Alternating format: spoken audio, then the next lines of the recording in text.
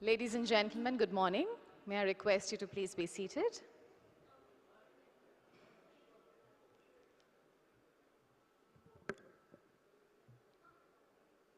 Good morning and a very warm welcome once again, ladies and gentlemen. May I request you to please take seats? Ladies and gentlemen, on behalf of the Indian Sherpa, Shri Amitabh Kant, I extend a very warm welcome to all of you to this special event for the first Development Working Group meeting under the Indian Presidency. I extend my heartiest greetings and namaste to all Development Working Group delegates, esteemed speakers, eminent guests, leaders of international organizations, and friends from the media.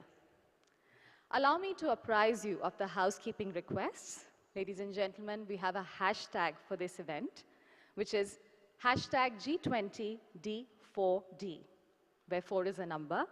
So G20D4D is the hashtag, and I urge you, ladies and gentlemen, to use this hashtag across all your social media platforms to spread the message of this event. There is also free Wi-Fi available for the benefit of all guests.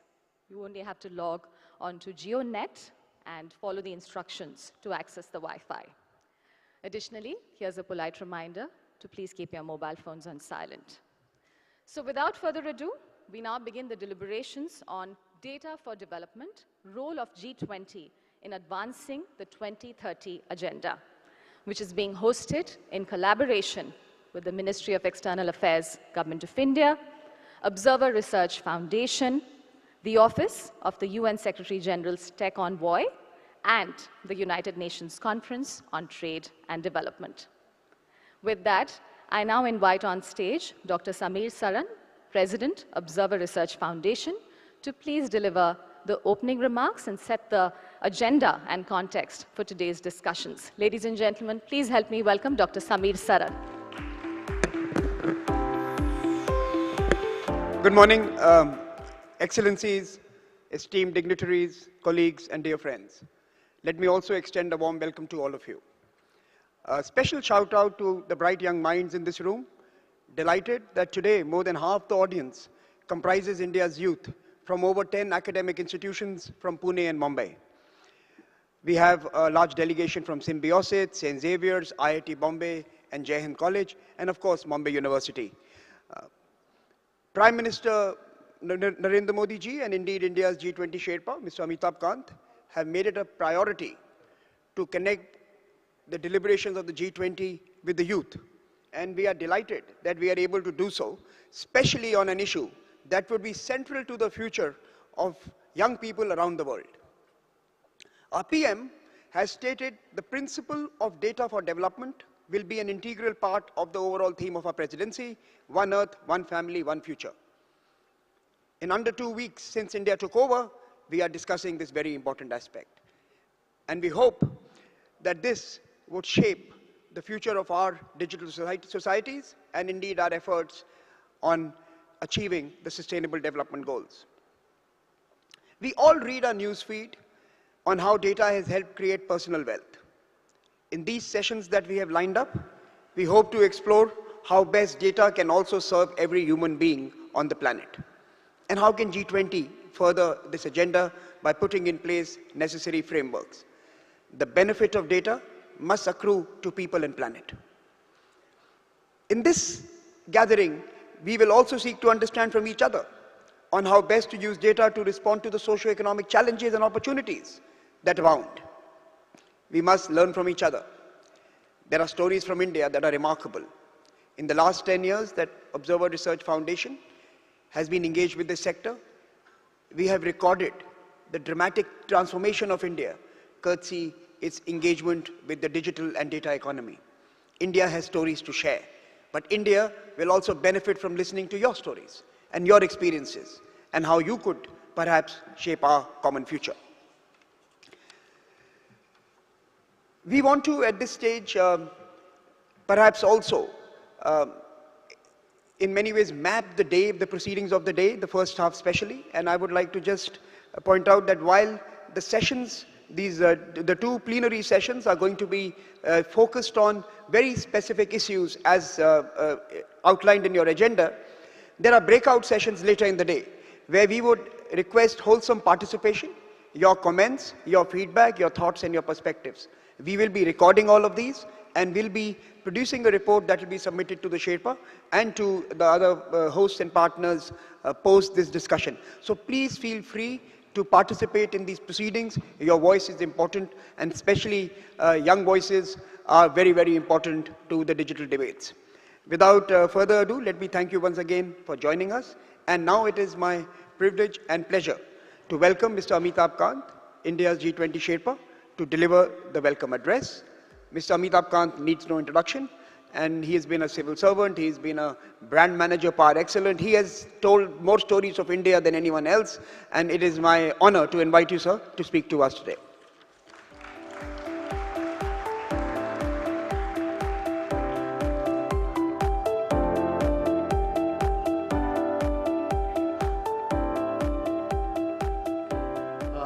Thank you, Samir. All the distinguished guests here, ladies and gentlemen.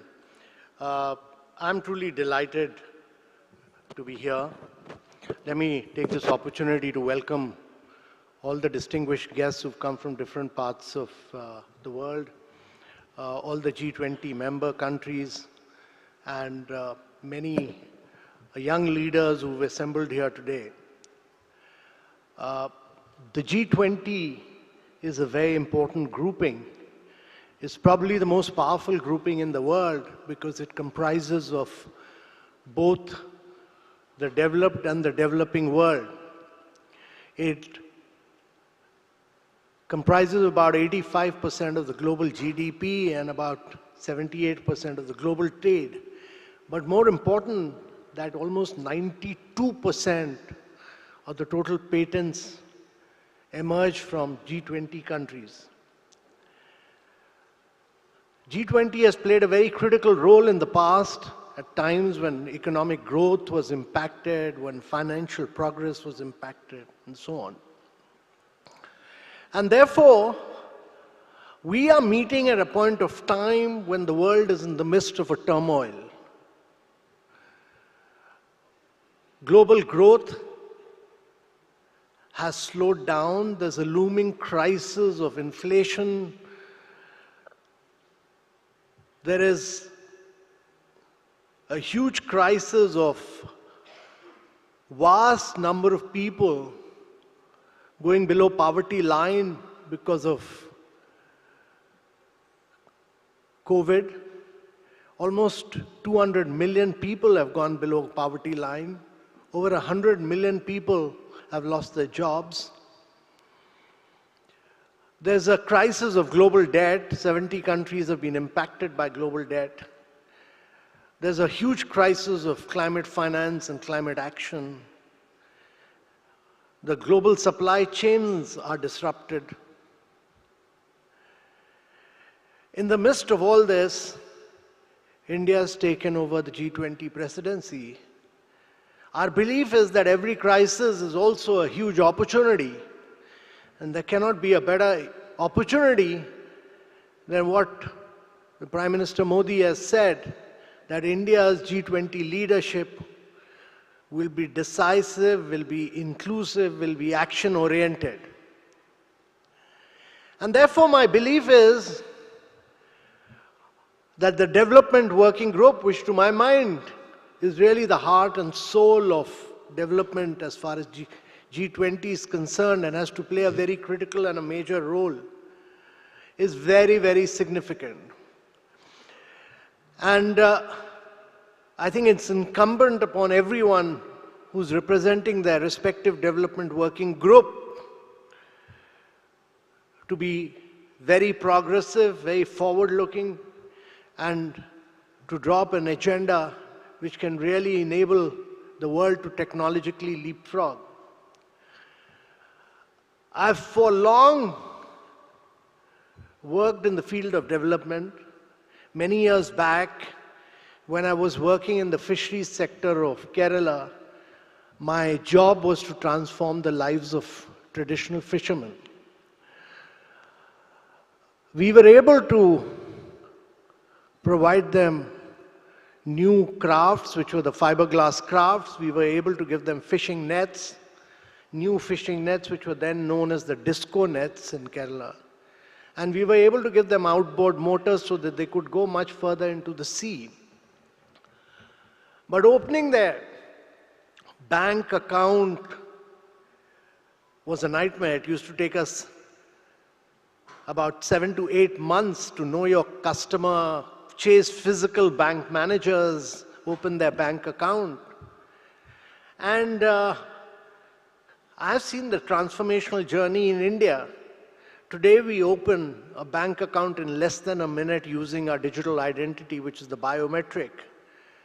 I have seen the transformation that this journey of being able to provide direct benefit transfers to citizens straight into their bank accounts and being able to use their data to track their performance. More recently, I was the CEO of Niti Aayog, and I was able to drive a program called the Aspirational District Program. This covered 115 of the most backward districts of India. The Prime Minister didn't call them backward, he called them the aspirational districts of India. And these districts were backward in education, in health, in nutrition, in infrastructure, in agriculture production and productivity. And there was a virtuous cycle of poverty in these districts. The challenge was to transform these districts. We used the power of data to bring in good governance in these districts. We had 49 outcomes across education, health, nutrition, and agriculture. We tracked them on a real-time basis. It was not possible when I was working in the fisheries sector of Kerala, because real-time data was not possible, because digitally we had not leapfrogged. Everybody did not have a mobile. Today, we have access to real-time data. Today, we have access to getting it on a mobile on a real-time basis. You are able to track it on a real-time basis. We were in this 115 districts on 49 outcomes. We created a sense of competition on performance in these 115 districts on the strengths of good governance through data. We got data on a real-time basis, put out that data in public domain, made the districts compete with each other, and put their ranking so that every citizen of these districts and every politician of these districts knew whether those districts were going up or down. And therefore, there was a huge sense of competition, and because of competition on the basis of data, these districts could improve radically. We could name and shame them, and we could put their ranking in public domain. So my belief is that things will never change without competition. Things will never change without competition. And competition will never happen without good data. And therefore, our ability to access good quality data on a real-time basis, get it verified by third parties, putting it in public domain so that the world knows what's happening. Bringing in transparency is the key. And I have seen these districts which remained in poverty for 65 to 70 years, transforming within a period of 2.5 to 3 years on the basis of the power of data.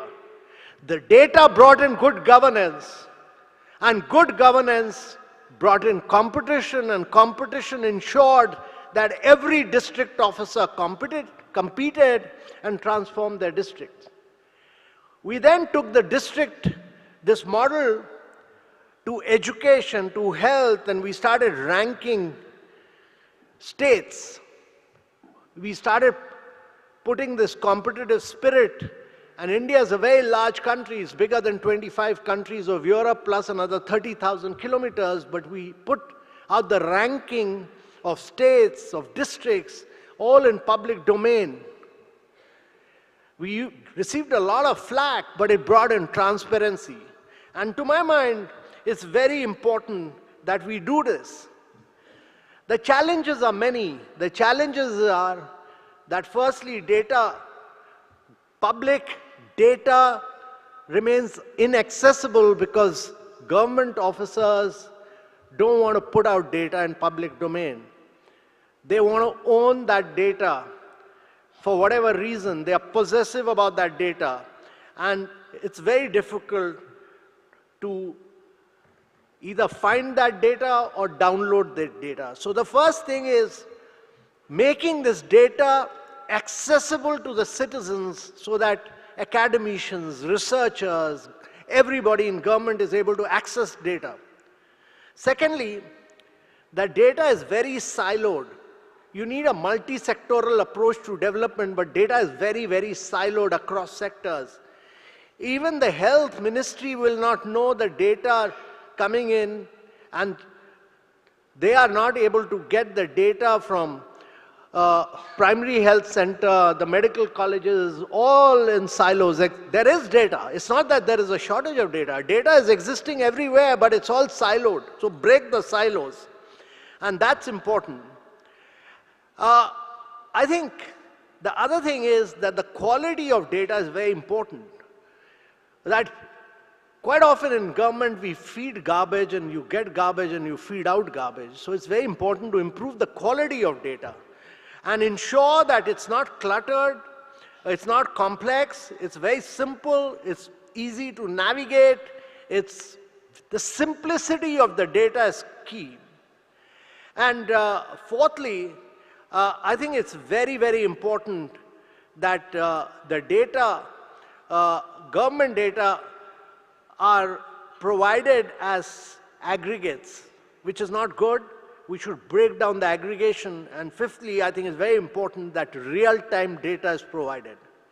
The key is that when I was a young officer as a collector, I did a lot of work in my district, but I never knew whether my district was going up or down. I came to know 6 years later when the Department of Statistics published the statistics. But today, on mobile, you get real-time data. Real-time data is the key, and therefore, getting real-time data is really the key.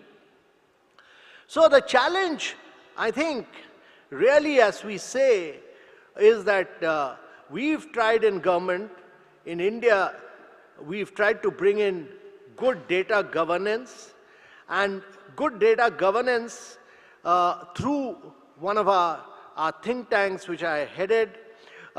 We tried to bring in several initiatives. One was a data governance quality index, which we brought in. Now, what the data governance quality index does is that it enables you to do your own assessment of your data quality index, which is very important to my mind.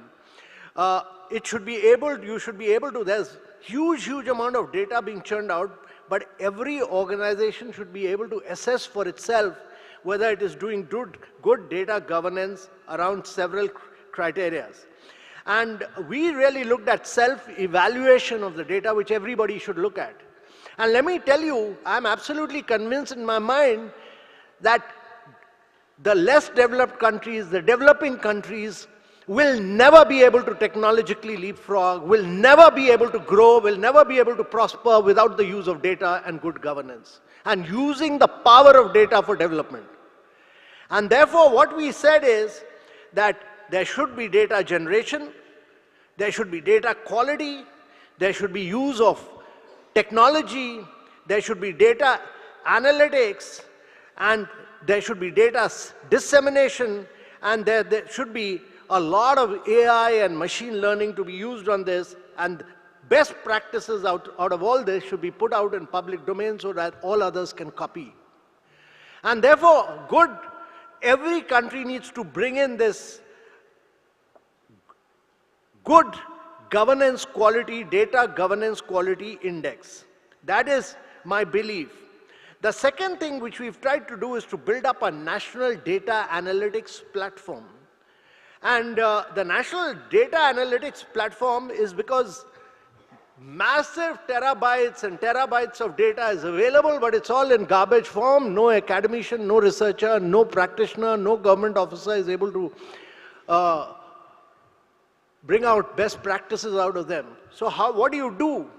So again in Niti Aayog, we worked around a national data analytics platform which made data totally accessible so that machine-readable formats, clear documentation, and APIs for easy access became the key. We ensured integration through standardized data schemes across all data sets so that they become interoperable. We ensured that there was a provision of highest spatial and temporal resolution data over time. We made it clean UI, UX, user-focused, user-research-driven, and we ensured that it was highly interactive, high-quality interactive visualization tools, including mapping software. Now, these are really the key, because not that there is no data, but every government department thinks he owns data. The data may be available in marketplace, but he doesn't want to part with it. So you bring in that data, put it in a platform, make it easy, accessible to everybody, and bring out all the best practices. So my learning from all this is based on my own experience. And my experience is that I worked very hard in the lives of fishermen, but I could not transform it. I could not bring in competition. I could not bring out best practices because at that point of time in my career, there was no access to good data. I could not bring in good governance there, though I worked very hard. In aspirational district, I could transform 115 aspirational districts of India in 2.5 to 3 years' time, which would have taken India 6 decades. 3.5 years, what would have taken 6 decades because of data for development. And that is what data for development does. But it's a tough job. It's not an easy job. And that is what the high principles of how it must be done must be brought out by all of you sitting here today so that we make this a very key issue for growth and development. A lot of work G20 has done on data free flow for trust and all, but to my mind, if you want to change the lives of citizens across the world, if you want to change the lives of less developed countries, if you want to change the lives of even developed countries, you need data for development on a real-time basis and make it accessible to citizens across the world so that every political leader, every government servant, every government officer is named, shamed, and questioned on the basis of his performance on good quality data. And those principles must be laid out in today's meeting by all of you working today. Thank you very much, ladies and gentlemen.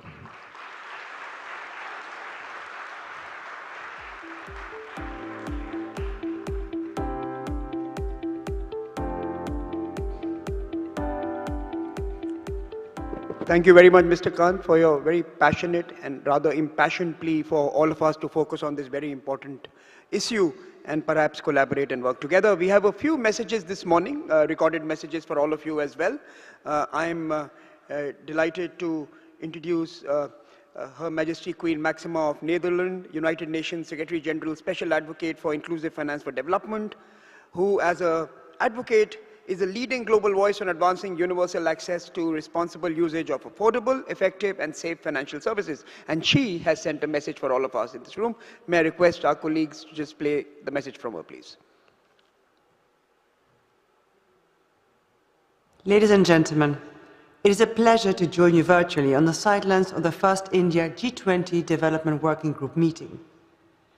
In my role as the United Nations Secretary Special Advocate for Inclusive Finance for Development, I work closely with partners to ensure that financial inclusion was recognized and embedded in the Sustainable Development Goals. Why? Because financial inclusion is a powerful tool of development. 8 of the 17 SDGs highlight financial inclusion as a way to help achieve zero poverty, no hunger, good health, gender equality, and economic growth. We know financial inclusion can do this, and we have the data to show it. Our main source of data is a global financial inclusion database, the Global Findex, as we call it. Before the Findex, we did not have reliable information to answer vital strategic questions, even the number of people we hoped to reach. After the first edition was released 10 years ago, a picture of financial inclusion emerged that transformed global thinking, planning, and action. Today, countries around the world have high-quality data on how adults are saving, borrowing, making payments, and managing risks. The big picture is that 71% of adults in developing economies now have a formal financial account. A decade ago, it was just 42%. The data helps provide a close-up view.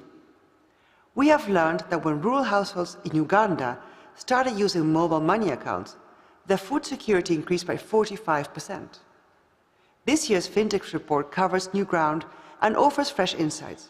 For example, how financial worrying and resilience affect the way people manage shocks like job loss, illness, crop failures, or natural disasters. How is this new data being used? Often to create better financial policies, products, and services. We can see this with businesses that serve the poor and vulnerable. In October, I visited Tanzania and met with smallholder farmers who now have the protection against the impacts of extreme weather. Acre Africa offers microinsurance and affordable digital weather index insurance product. Weather satellite data makes it possible for Acre to assess and predict risks as well as trigger payouts when disaster strikes. Digital financial services are then used to send payments to farmers quickly, safely, and easily. The confidence farmers feel from insurance coverage has helped them seize new opportunities. They are now investing in better, drought-resistant seeds and using inputs such as fertilizer to boost their crop yields. The better the data, the bigger the impact on people's lives. However, a lot of data remains siloed within companies or government agencies, essentially a stranded asset. Accessing one's data is another challenge.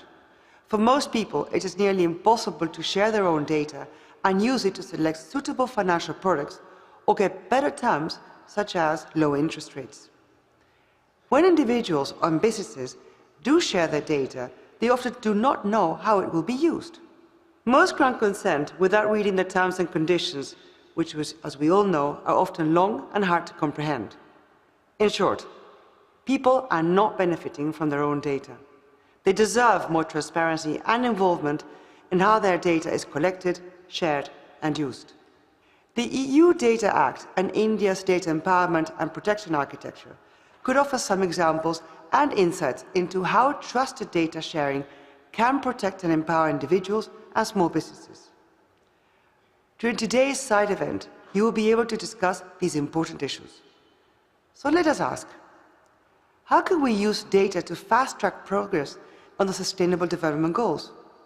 How can we share and learn about different approaches to data governance to figure out what might work best in our countries? And how can the public and private sector work together to use data and AI tools to support development outcomes? I look forward to following your discussion and the progress of the working group over the coming year. Thank you very much. Our next message, the next message is from the Honorable Union Minister of State, Mr. Rajiv Chandrasekhar, who's in charge of electronics and information technology and skill development and entrepreneurship. Mr. Chandrasekhar, of course, is also currently in the process of driving this Digital India initiative, as well as putting together the data governance frameworks that both Mr. Kant and Her Excellency Queen Maxima spoke about this morning. So can I request my colleagues to play the message from Minister Chandrasekhar? Dignitaries, colleagues, friends, it is a pleasure for me to be speaking with you today. A warm welcome to the city of Mumbai and to the first official G20 side event of the Development Working Group under India's presidency of the G20. The theme of today's event, as you know, is data for development. How can the G20 advance the 2030 agenda? Our choice of this theme is deliberate. As our Prime Minister Narendra Modi ji announced in Bali last month, the principle of data for development will be an integral part of the overall theme of our G20 presidency. Indeed, as discussions begin across G20's various tracks and working groups, we felt it is important to acknowledge upfront the centrality of digital, data, and data-driven interventions to governance, societal well-being, and inclusive growth.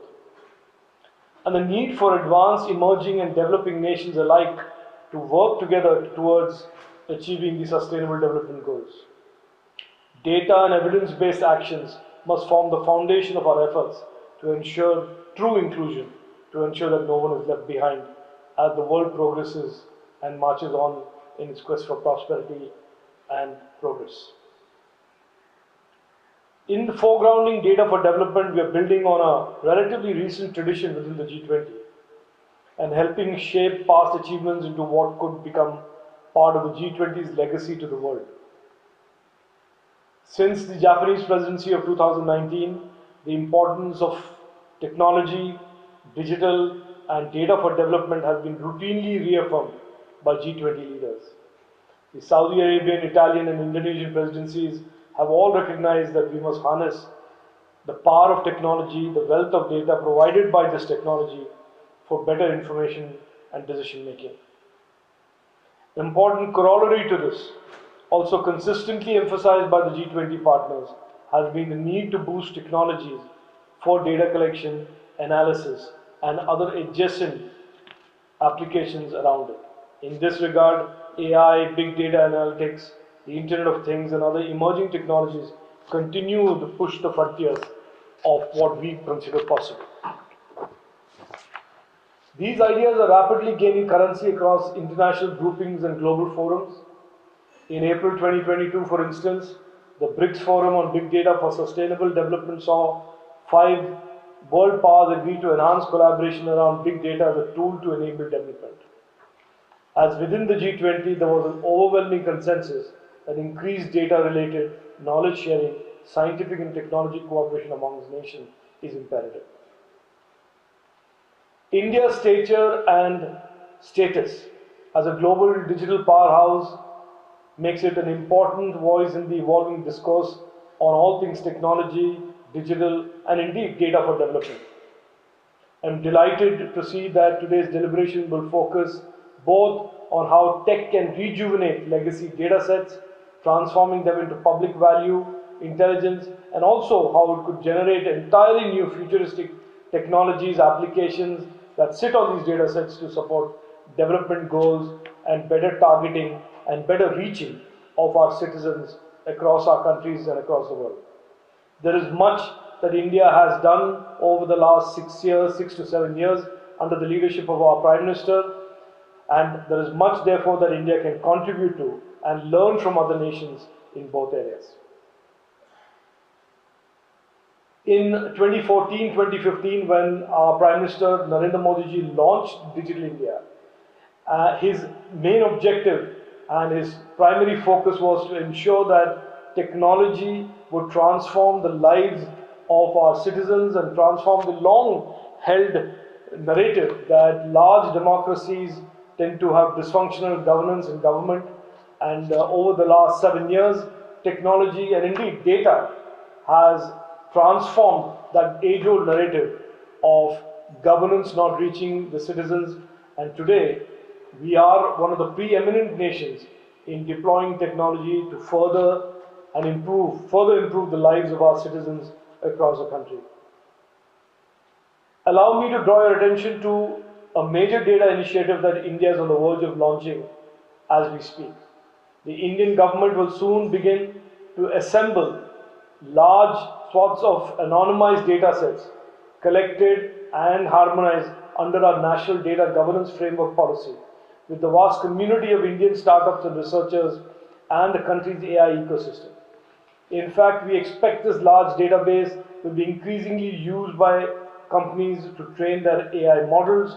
Our aim is to catalyze innovation and create more effective policy and pragmatic solutions. And amongst the use cases for these data sets will be government and governance solutions. Applying innovative technologies to data sets will have far-reaching impacts on-ground development interventions at all levels, including the furthest village or town, ushering in a new era of digital government and accelerating in turn the innovation and digital economy. This new policy will have certain beneficial spillover effects. For instance, it will standardize the management, access, control, and security of our digital systems and data on an unprecedented scale. The response and resilience of India and Indians during the last 2 years of the COVID pandemic, the 2.5 years of the COVID pandemic, has been largely aided and assisted by the investments in technology and innovation over the several years preceding that by the Prime Minister Narendra Modi ji government.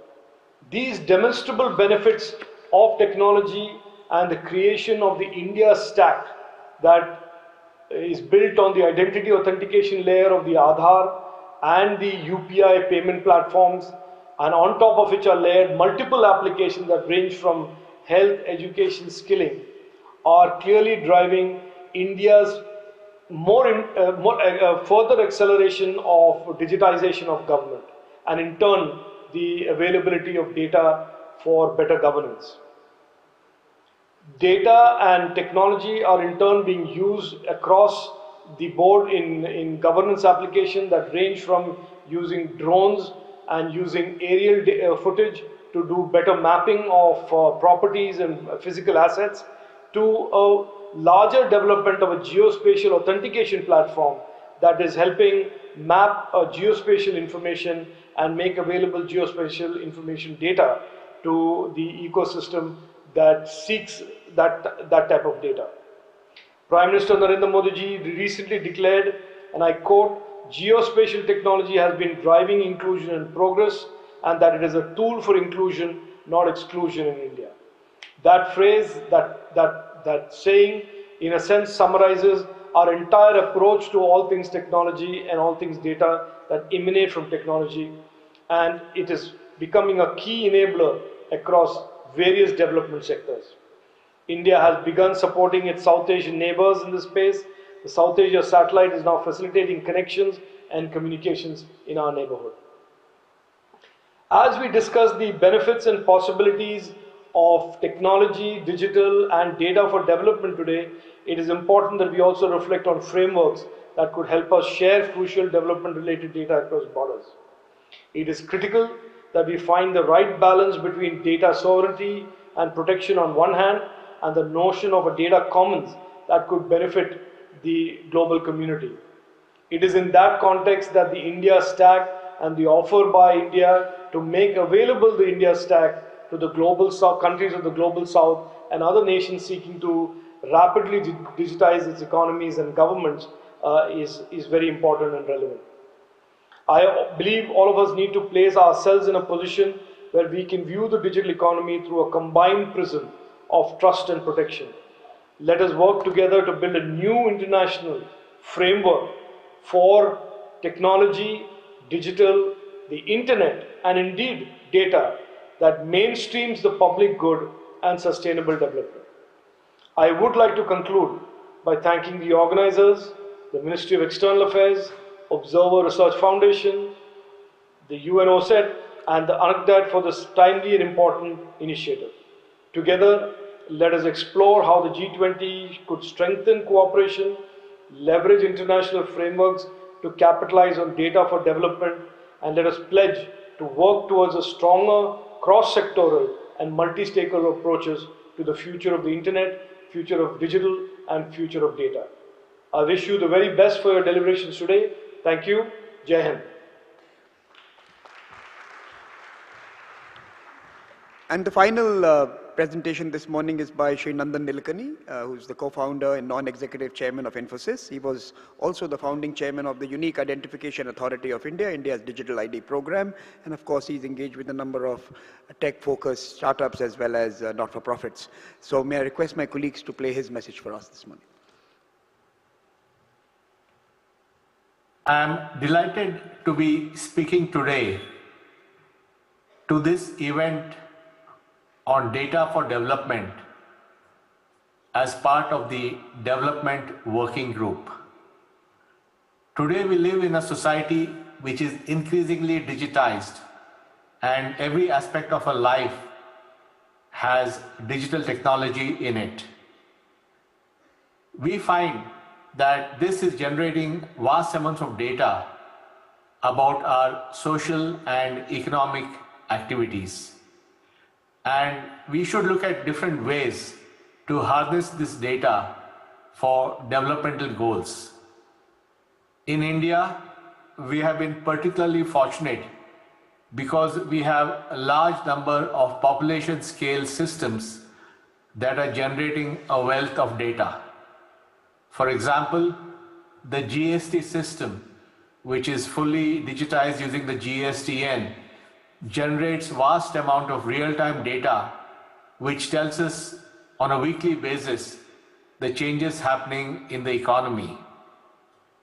The data of the National Payment Corporation of India, which is looking at payments, has very strong indicators of the data for judging, again, the consumption in the economy, the growth in migration, and therefore the rise in the remittances going home from urban India to rural India and so forth. In education, the Diksha platform of the government will ultimately enable us to understand what are the learning challenges in India, what are the common misconceptions, and how they can be addressed. And the work done by the government in health through CoWIN and the health stack being built by the National Health Authority will also give us a wealth of information on health patterns and so on. So I believe that we have a chance to build a new kind of a data for development paradigm, where data, which is a byproduct of these large interoperable population scale systems, gives us a way to analyze the future of India through its data. And finally, the most important data for development is our own data. Is there a way that individuals and small businesses can use that data for their own development? And that's where the unique Indian architecture of data empowerment, which through a system of account aggregators allows individuals and small businesses to use their own data to get access to various services, is truly transformational. And in the coming years, starting with financial services and later on in other areas, individuals will be able to use their own data to get a loan, to get better financial services, to get better healthcare, to get better jobs. And so finally, the real paradigm of data for development is by empowering everyone with their own data so they can make their lives proceed in a way that they can improve their lives and make it better. So once again, all the best for this very important side event on data for development as part of the developing working group of the G20 deliberations. All the very best. Thank you very much. It's my privilege now to just thank all the keynote presentations this morning in absentia, Her Majesty Queen Maxima, Minister Rajiv Chandrasekhar, and of course, Mr. Nandan Nilekani. But also a special thank you to the Sherpa for setting the scene for an important discussion over the next few hours. Before we move to the first of those discussions, can I invite the speakers for this particular segment onto the stage, onto the top of the stage for a group photograph. Mr. Amitabh Kant, Mr. Nagaraj Naidu, Madam Enam Gambhir, Ambassador Gill, Sakar bin Ghalib, Abhishek Singh, Shamika Ravi. Can I request you all to come up? Abdul Rahman, Anita, Anir, Astha, Mr. Fredrickson, and Santosh. Can you join me on the top of the stage, please, just for a photograph?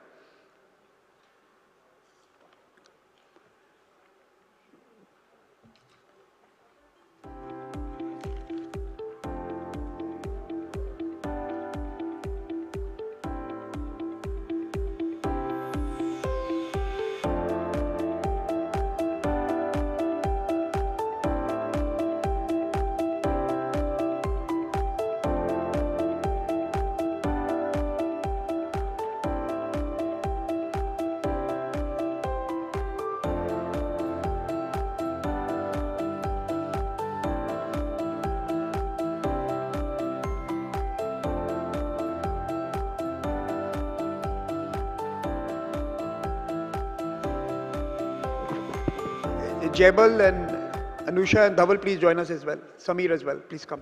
On the top of the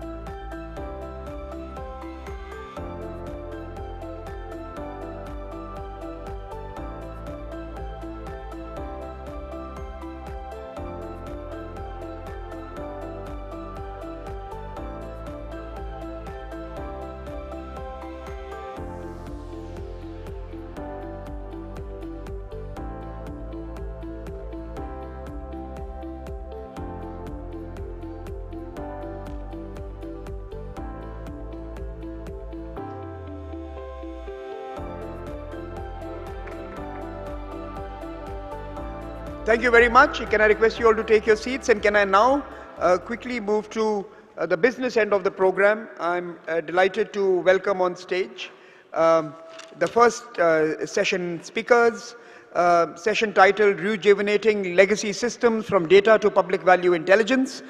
Can I invite the moderator Sunaina Kumar, Senior Fellow, Observer Research Foundation, Sakar bin Ghalib, Executive Director, Artificial Intelligence, Digital Economy and Remote Work Applications Office, UAE, Abhishek Singh, President and CEO, METI India, Shamika Ravi, Vice President, Economic Policy at the ORF, and of course we'll be joined virtually by Yoichi Ida, Deputy Director General for G7 and G20 Relations, MIC Japan.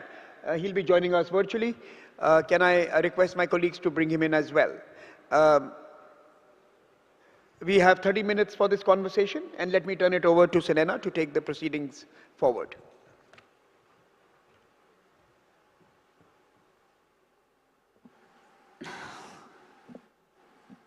Is this? Yes. Good morning, and thank you very much, Dr. Saran. We have some very crucial questions to cover in this session of 30 minutes. We will explore how to unlock the potential of data for achieving the SDGs, the role of emerging technologies in governance, and of course the role that the G20 can play to harness data for the public good and for advancing data-driven innovation in development.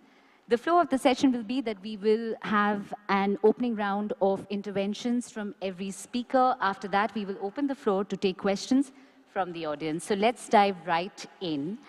I'm going to actually invite Mr. Ida to speak first. Thank you very much for joining us. I know you're on your way to Helsinki and at the airport. My question to you is, what are the policy frameworks that we need to support the sharing of development data between nations, to create data sets that are standardized and interoperable, and also your recommendations on governance structures that the G20 could consider setting up to advance this cause? We cannot hear you, sir. Please give us a minute while we sort the tech part.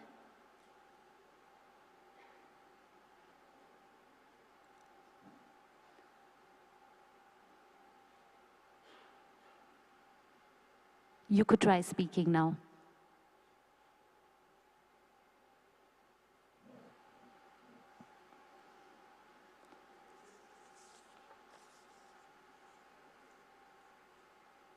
Okay, as we do this, we can actually move on to our next speaker, Mr. Bin Ghalib.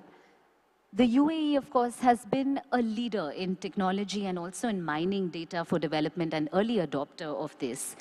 Can you identify core areas of governance and public service delivery that are most suitable for the application of AI to data in order to advance the SDGs, which is really the theme that we are looking at this morning? And also, if you can look at the approaches that can be taken to balance the development imperative with concerns on privacy.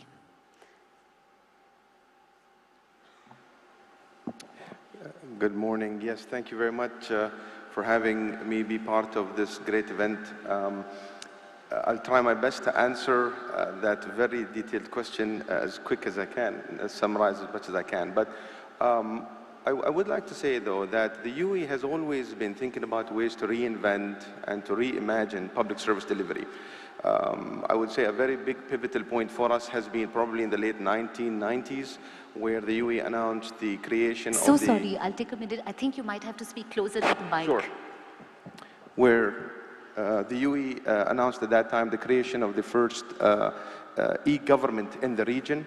The idea at that time was that although we had maybe public service records digitized, we were looking at ways in which how can we start offering public services, leveraging the power of internet, which was at that time just gaining speed. And this was, if some of you may remember, when the internet was still connected using dial-up. But because of the foresightedness and thinking and the power of what the internet can provide and the ability of providing services, this was something that was launched in the late 1990s. This then migrated towards providing our government services on mobile phones with the advent of smartphones and the proliferation of 5G and 4G technologies, to then in 2017, when the UAE announced our first artificial intelligence strategy that really aims for us to be a leading nation within AI, and is composed of 8 primary objectives, and one of those objectives was adopting AI in government. And what we looked at that time at the AI office was identifying many of the use cases that could be leveraged using AI and big data technologies at that time. And I'm glad to say that the approach we took was, rather than us having to dictate to the government entities, the approach we took was to basically reskill a lot of the government entities from, say, the minister, N-1, N-2, N-3, to address a lot of some of the concerns that a lot of people had at that time. Will AI, or by that entity adopting AI, would that mean that I am going to be losing my job? Is AI going to be taking over some of the aspects in that time? So the good news was that that whole reskilling program or upskilling program took place.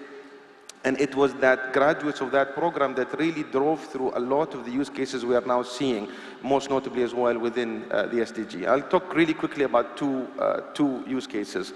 The first was brought to us by a graduate of the program, and because the UAE is based in a desert environment, we had a law that basically outlaws the cutting down of trees to protect the environment and make sure that we are able to maintain the trees and monitor their health. And leveraging satellite technology, we were able to count all the number of trees, being able to identify the species, being able to determine the health, and really determine quite a bit. Now, this was a simple use case. Now, a bit more complex use case was where we had graduates from the program who came out from the Minister of Health and Ministry of Health and various other health departments, trying to leverage the amazing data set that the UAE has. We have over 200 nationalities that are living and residing in the UAE, and most of them go through an inspection program where they do chest x-rays and so on.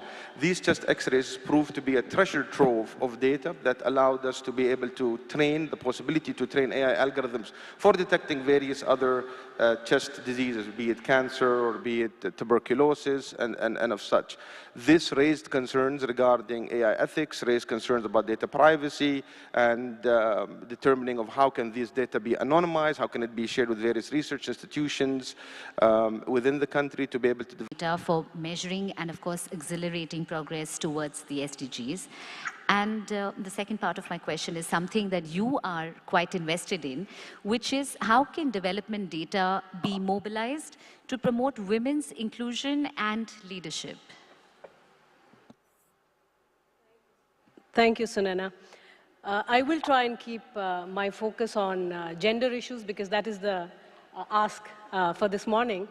I want to start with a personal story just to reinforce the fact that the power that data holds in modern society is a very personal story. You know, it's been 1.5 years since I've put up any COVID update on any form of social media, and yet until this morning, absolutely perfect strangers walk up to me and talk about those statistics and talk about how those statistics help them during you know, very difficult, uncertain, fearful times. I think the biggest learning from me, you know, besides the absolute humble sort of nature of this entire exercise, is that data is relatively objective. And that lends it tremendous power. That we can tell stories, also from policy perspective, we can motivate entrepreneurs and political leaders to bring about the kind of reforms that the societies need. So data becomes very, very powerful on that count. You know, on women's development, particularly in a democracy like India, I will start with two stories. One is from the political side of things. The data is very telling and now almost accepted by all political parties that the rising women voters across India for all forms of election, whether you're talking about the block level, you're talking about assembly, you're talking about panchayat, women's surging political participation in the form of voters has been one of the biggest revolutions that India has witnessed in the modern times. And in fact, that is one of the big stories we're also trying to showcase through the W20, which I'm a part of. Now, if you just look at, globally, we just look at the parliament and we say, oh, we have 15% women MPs or 16%, and that seems like a dismal story if you compare it with the global democracies. But our democracy truly is a bottom-up. If you look at the grassroots, 50% of panchayat sarpanches are women. If you begin to rise above, then you realize that though women are not, you're not seeing enough number of women in leadership position, the number of contestants, and this is the power of data, India has witnessed a 16-fold increase in women contesting elections. That is a remarkable, remarkable achievement. So what you're seeing is a gradual build-up of a pipeline of women leaders across India. And that pipeline is very much likely to have very serious impacts. The story is similar to a corporate finance story when you have board membership of women, and the growing pipeline becomes very important from a governance perspective. Is this, how important is it, and is it really significant if you consider how democracy functions? Yes. We have all realized that elections have increasingly moved away from the rhetoric of caste and you know, the kind of community-led, the kind of typical rhetoric you saw in the first 50, 60 years.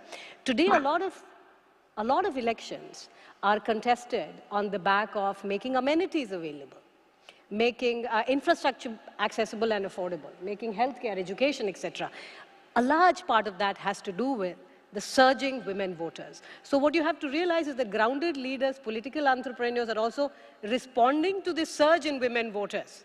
This is how democracy functions, and I think in the G20, this is a very important story of democracy. And why am I talking about democracy being an economist?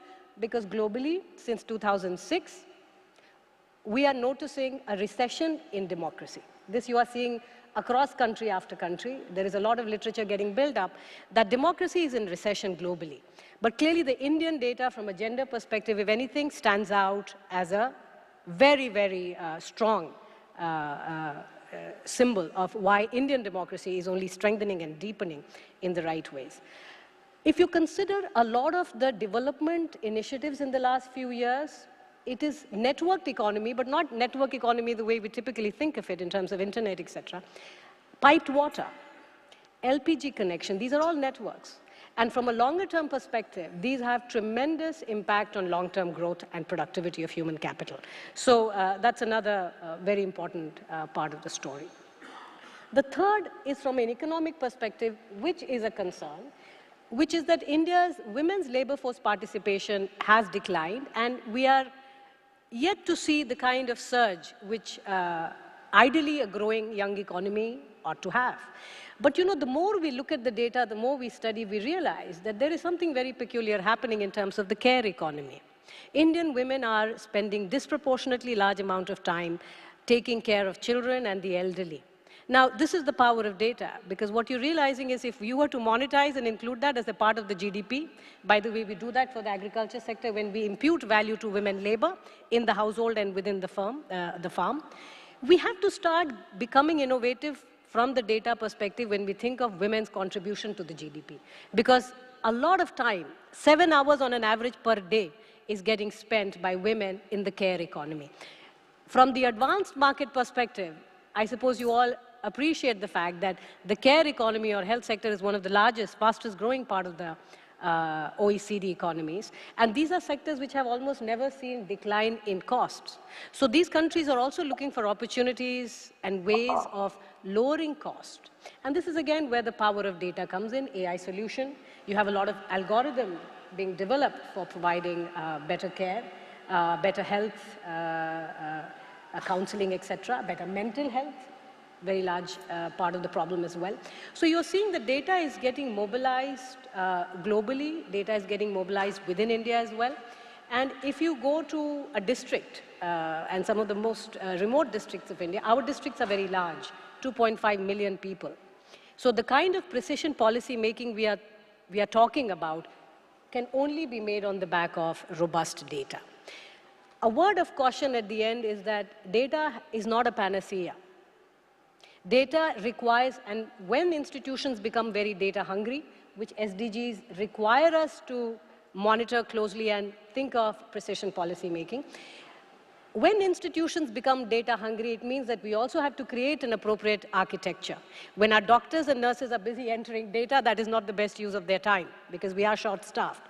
So we have to create an entire cadre of health workers, education workers, infrastructure workers who are really specialists in entering and analyzing the kind of data required for better policy making. Thank you.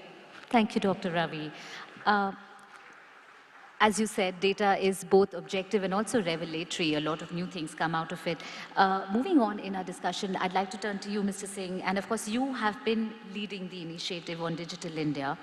If you can give us an overview of emerging technologies like drones, artificial intelligence, geospatial mapping, and how they can be applied to data for development and for governance. And the second part of that is, how can the G20 work towards upscaling the use of emerging technologies? Thank you. In fact, the context for the question has already been set from what Shamika said and what Amitabh Kant mentioned about the work that has been done with regard to leveraging data for decision making as also using data for better implementation of public service programs. What we have seen and in India is that when we have access to data with regard to healthcare and have we used it for solving problems, for ensuring better access to healthcare and using simple AI models, it results in great benefits. I'll just give you an example. Like Meghalaya is a state in the northeast of India, and there an initiative was taken with ASHA workers, which are the health workers, who monitor the health parameters of pregnant women. And this district was taking an initiative with regard to reducing IMR and infant mortality rate and maternal mortality rate.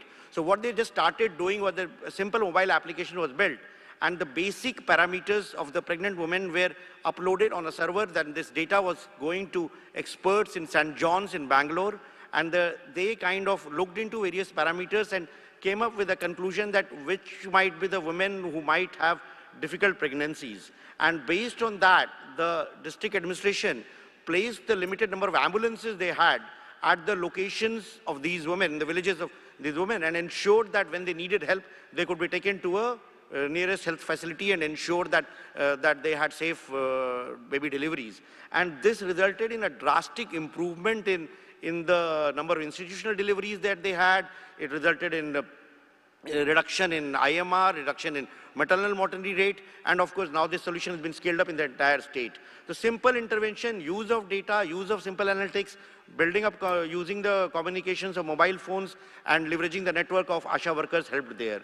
So what we are also seeing is that we have a program called Poshan Tracker in which we kind of monitor nutrition programs of pregnant women and newborn children, and this program covers almost 1.3 million Anganwadi workers, as we call them, spread across the length and breadth of India, and the beneficiaries include almost 100 million pregnant women and newborn children. So the data with regard to these newborn children, pregnant women is again captured on a mobile app, fed almost on a daily basis on the system, and then it's analyzed the back end, and based on the height and weight and other parameters, the system is able to capture which are the malnourished children, which are the SAM children, MAM children, and recommend interventions directly to the Anganwadi worker on her mobile phone in the language of her choice so that she can take immediate necessary action to intervene. So these are simple applications which are transforming the way we are implementing healthcare nutrition. In the field of agriculture, we have seen AI-based models helping farmers decide what crop to grow. And they are very simple, based on the soil health data, based on the weather data, based on the crop history data, an analysis is done, and the best recommended crop is suggested to the farmer. Then there was another solution that has been developed, which kind of advises the farmer with regard to the number of hours he should run the submersible pump. Because very often we know that crops get damaged because of overuse, over-irrigation or under-irrigation. And very often, depending on erratic power supplies, farmers have to go in the middle of the night to switch on the pumps. So this solution was developed which helped give a prompt to the farmer with regard to how much water he should use at what hour. And then another startup came and built up an IoT interface there, which allowed an automatic switching on of the motor as it was required. And then the application of drones, as you mentioned, and geospatial data is helping us transform the way we do medical deliveries. During the COVID-19, we found that it was very difficult to even send vaccines at many remote locations. But based on the GIS data that we had and based on the drone mapping that was done, we were able to send vaccines and to medicines to even the remotest of the corners. And on geospatial, we are also doing a project where a lot of insights have come in, the Gati Shakti project, as we call it. It's transforming the way the logistics sector is built in India.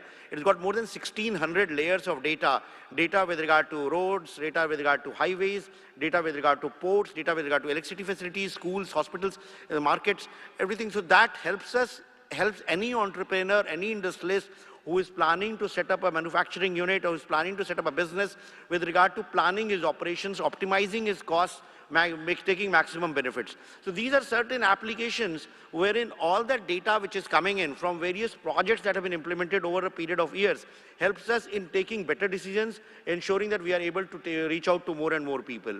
And the second part of the question, like what can G20 do, is that G20 is a brilliant platform which brings together the best of the world. Like such examples, such projects have been implemented everywhere. We have learned a lot from what Estonia has done in the digital space, the Axe Roads project, or what even in Ukraine is doing, or what Bangladesh is doing, or what the Western countries have done with regard to empowering people using data for better decision making and ensuring that AI and the developments which are happening in emerging technologies are not only limited to a rich few. It's not only limited to developing driverless cars or having entertainment-based models and gaming-based models, but it also is used for solving societal problems at population scale.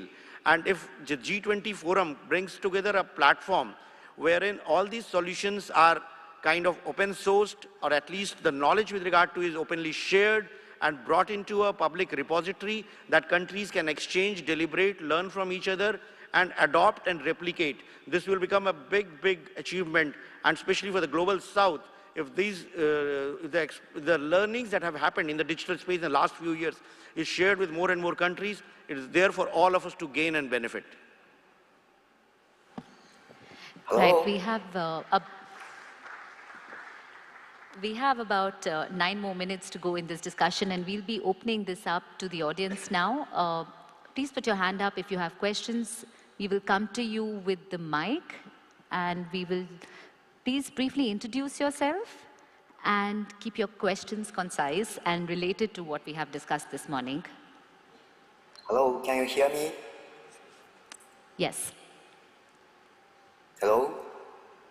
Please go ahead and ask your question. Oh, yes, Mr. Ida. Yes, your audio is finally back. Yeah, can you hear me? We can. And did you hear my question? Or would you Oh, like yes, to? I heard your question, and just briefly, because I have to catch my flight in 10 minutes, but let me just briefly introduce the Japan's efforts and contributions over the last few years. As kindly introduced, Japan proposed the G20 AI principles and also the concept of data free flow with trust when we took the G20 presidency 3 years ago in the year 2019. And all those proposals were aiming at making the best use of big data or data in general, as well as digital emerging technologies, including artificial intelligence, so that the people can enjoy the benefit from innovation and maximize the benefit from digitalization and all kinds of digital technologies. So we believe those concepts and proposals are having the same objectives with the concept of data for development. And there should be a lot of chances to collaborate all together to promote all those efforts all together. And regarding the questions from the moderator, I believe G20 can start exchanging information on national policies and development in this regard by each country, because Japan is still making our efforts domestically to establish the data standards and also the fundamental infrastructure and databases in individual sectors, and also the good data foundation for exchange across sectors. So I think individual countries are promoting the similar efforts domestically, and we can learn from each other. And I think India is a kind of leader in this regard, so we have a lot to learn from India's development. And I can recommend G20 and the India presidency may establish a kind of platform or continued initiative to work together among all 20 countries toward establishing common database and the common data governance across G20 countries. So thank you very much for this opportunity, and I look very much forward to continuing our efforts, especially in the collaboration between G20 and the India presidency and the G7 efforts and the Japanese presidency next year. And even in the AI field, there is an initiative called Global Partnership on AI, which had a summit last month in Tokyo, and Japan is taking a lead chair for the next 1 year, and India was elected as next chair after Japan. So we also believe we can collaborate very closely between two countries, and we can create synergy between different global work streams in data and AI altogether. So looking forward very much to the further collaboration. Thank you very much for these efforts. Thank you, Mr. Ida. And we will be taking questions from the audience now. I think we have time for about 2 questions. Hello? Hello? Let's take both together. Yes. Hello? I see a lady there in white. Yes. Oh, yes. Please go ahead. And Can I speak? Yes.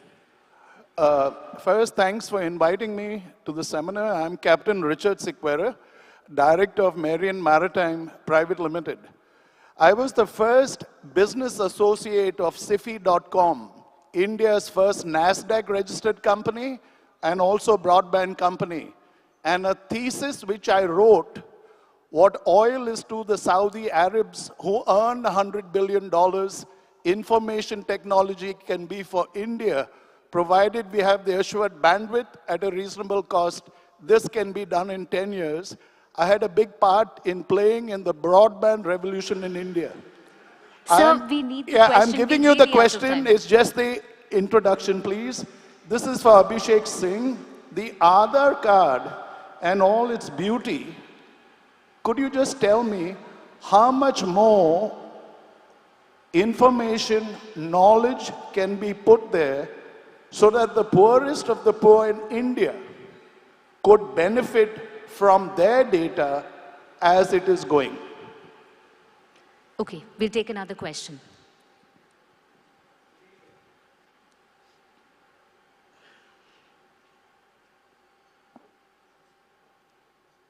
Thank you very much. Can you hear me? Yes. My name is Corien van der Linde. I am the Netherlands delegate to the G20. And Sorry, we cannot hear you very well on this stage. Just a little louder. Okay. My name is Corien van der Linde. I'm the Netherlands delegate to the G20. And we, of course, warmly welcome the insightful words of Her Majesty Queen Maxima of the Netherlands in her role as special advocate of the UN Secretary General for Inclusive Finance for Development. And we are very glad and proud to have her as a global advocate for financial inclusion and data for development. In her keynote speech, she referred to the challenge for individuals and business in accessing and benefiting from their own data. Does this challenge resonate to the panel members, and what are the best practices to ensure that more people, especially the most vulnerable, are able to benefit more from their own data? I think Mr. Srinandan Nakai from UIDAI talked about the unique system for data for individuals, starting with financial services. But how can we make sure that empowerment through data is inclusive, human-centered, safe, and accessible to the most vulnerable? Thank you. Thank you. Mr. Singh, you can go first, and after that, perhaps Shamika and Mr. Bin Ghalib can address this common question on inclusive data. So quickly, given we have a short of time, so the question with regard to Aadhaar and how it can benefit the poorest of the poor, yes, Aadhaar has been used, in fact, for empowering the poor, for ensuring that we have a consent-based system wherein citizens who give their consent for using Aadhaar for accessing various public services, welfare measures, are able to access them. Aadhaar has been helping in ensuring that more than 400 million people in India have got bank accounts, the Jan Dhan bank accounts as we call them. It has facilitated direct benefit transfers. And now with more and more databases being seeded, the next step that is going is that if a citizen gives his consent, and if he is declared as a beneficiary under one scheme, for example, if somebody is a beneficiary under Mahatma Gandhi National Rural Employment Guarantee Scheme, and the eligibility conditions of the employment guarantee program are similar to the eligibility conditions of, say, the Ayushman Bharat health insurance scheme, then the citizen need not apply for these schemes separately. If he has been declared eligible for one system and based on his consent, if he is able to get benefits of the other, he will get that. If he is eligible for a scholarship based on the community that he belongs to, the scholarship will flow directly to his bank account. So this is going to facilitate proactive delivery of services, reducing the hardship for citizens in accessing multiple government authorities at multiple times. And similarly, the other part of the question is like, once digital data is there, and once digital data helps in accessing financial services, and when we say financial services, it's not only banking services to begin with or transactional services, it's also credit services and ensuring that people are able to access low-cost loans, access livelihoods, and ensure that this becomes a means for them to move up the economic ladder. So that results in empowerment.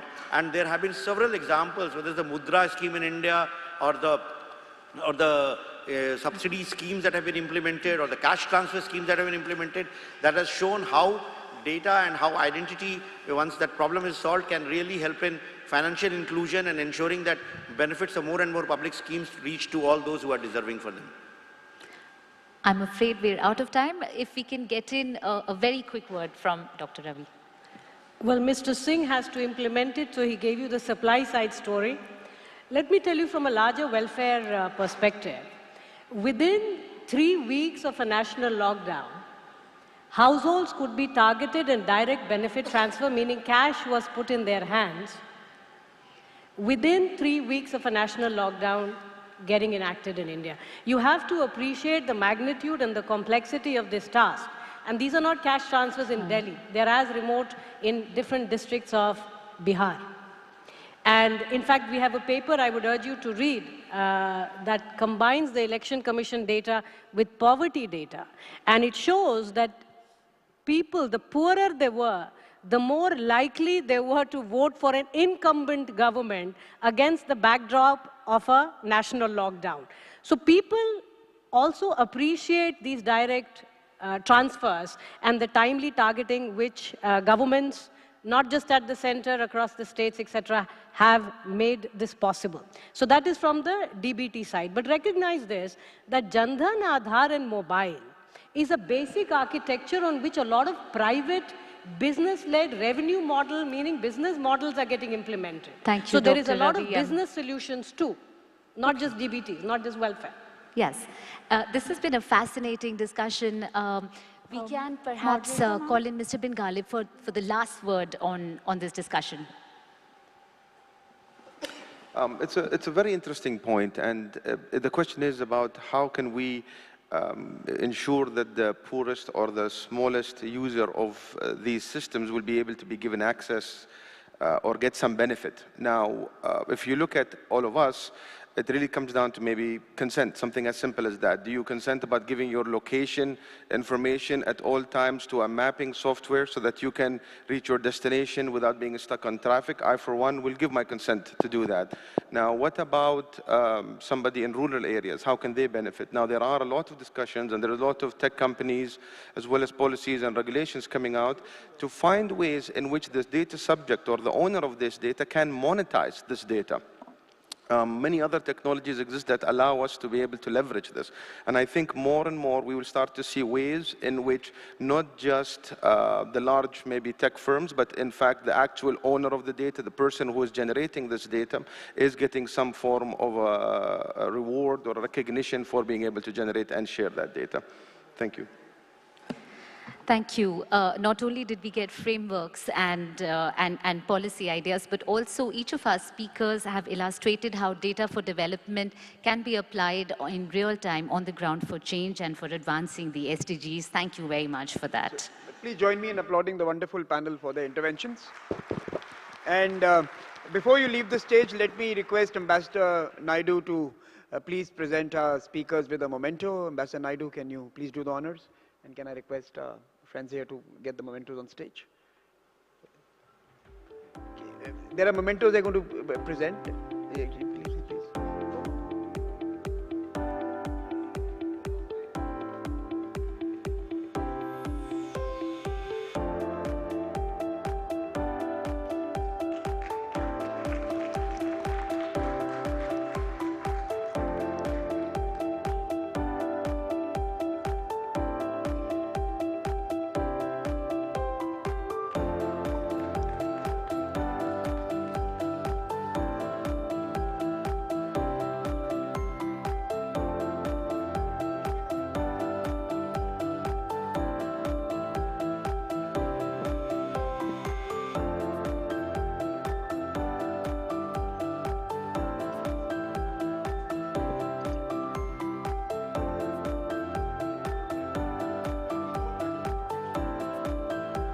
एक box वापस दें।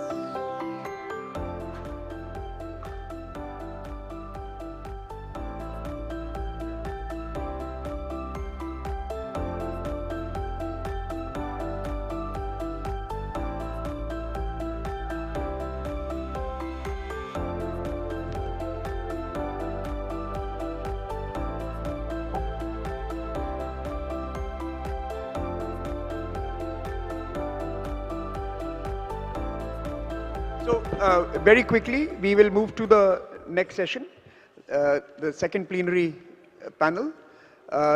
Models for the future, leveraging IoT, big data, and AI for SDGs. And to discuss this and curate this conversation, we have Asta Kapoor as the moderator. May I request her to come on stage? Mr. Anir Chaudhary, Policy Advisor, Government of Bangladesh, to please join us as well. Anita Gurumurthy, Founding Member and Executive Director, IT for Change. Abdul Rahman Habib, from VP for Talent Development, National Center for Artificial Intelligence, Saudi Arabia. Please join us on stage. And of course, Anthony Ria, Director for Infrastructure at the World Meteorological Organization, will be joining us virtually. Asta, you have 30 minutes for this conversation, and I can turn it over to you. Thank you so much.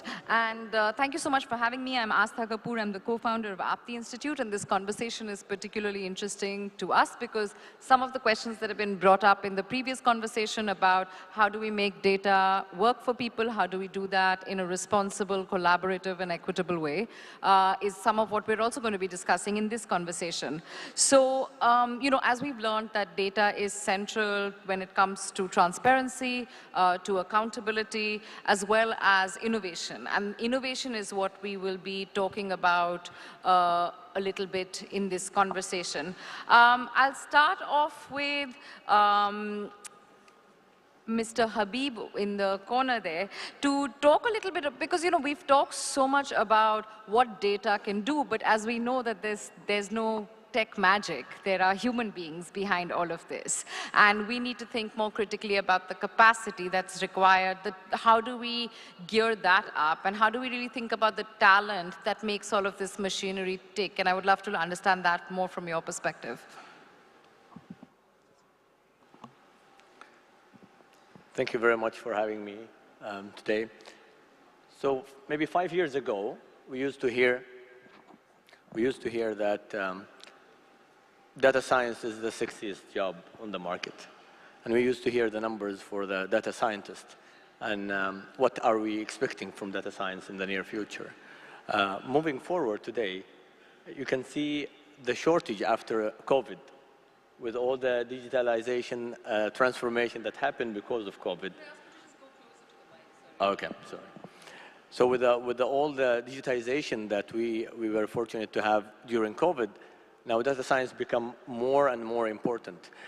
Therefore, who is using this data and who's using those applications? It is used by normal people. Are they educated in data? Do they know how to deal with it? Are we teaching data science or data-related education in schools? Do they know how to use their own data? If I ask you to download the data from your mobile today and do some analytics on it, can you do that?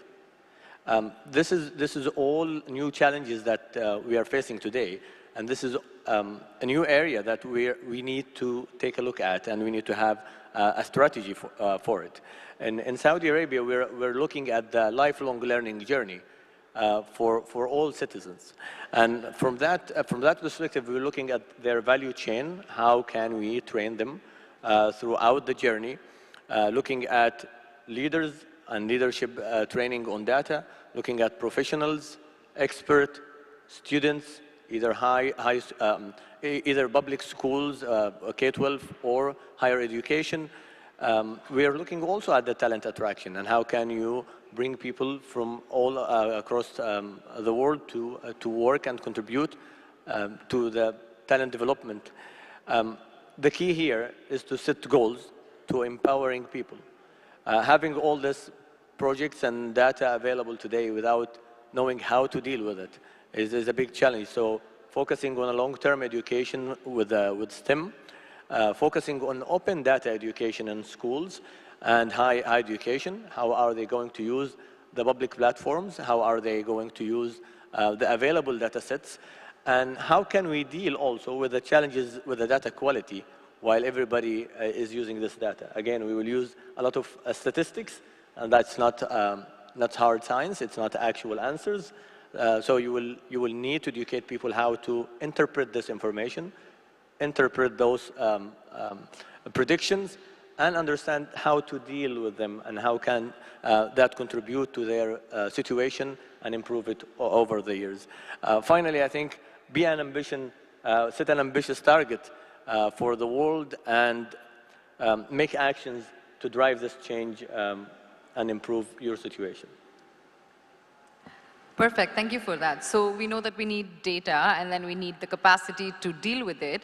But then coming to you, Mr. Chaudhary, how do we think about the policy frameworks that we need to both promote the use of data in a responsible way, but also to build technologies such as AI or IoT, etc. on top of that, and to do that in a collaborative way as G20?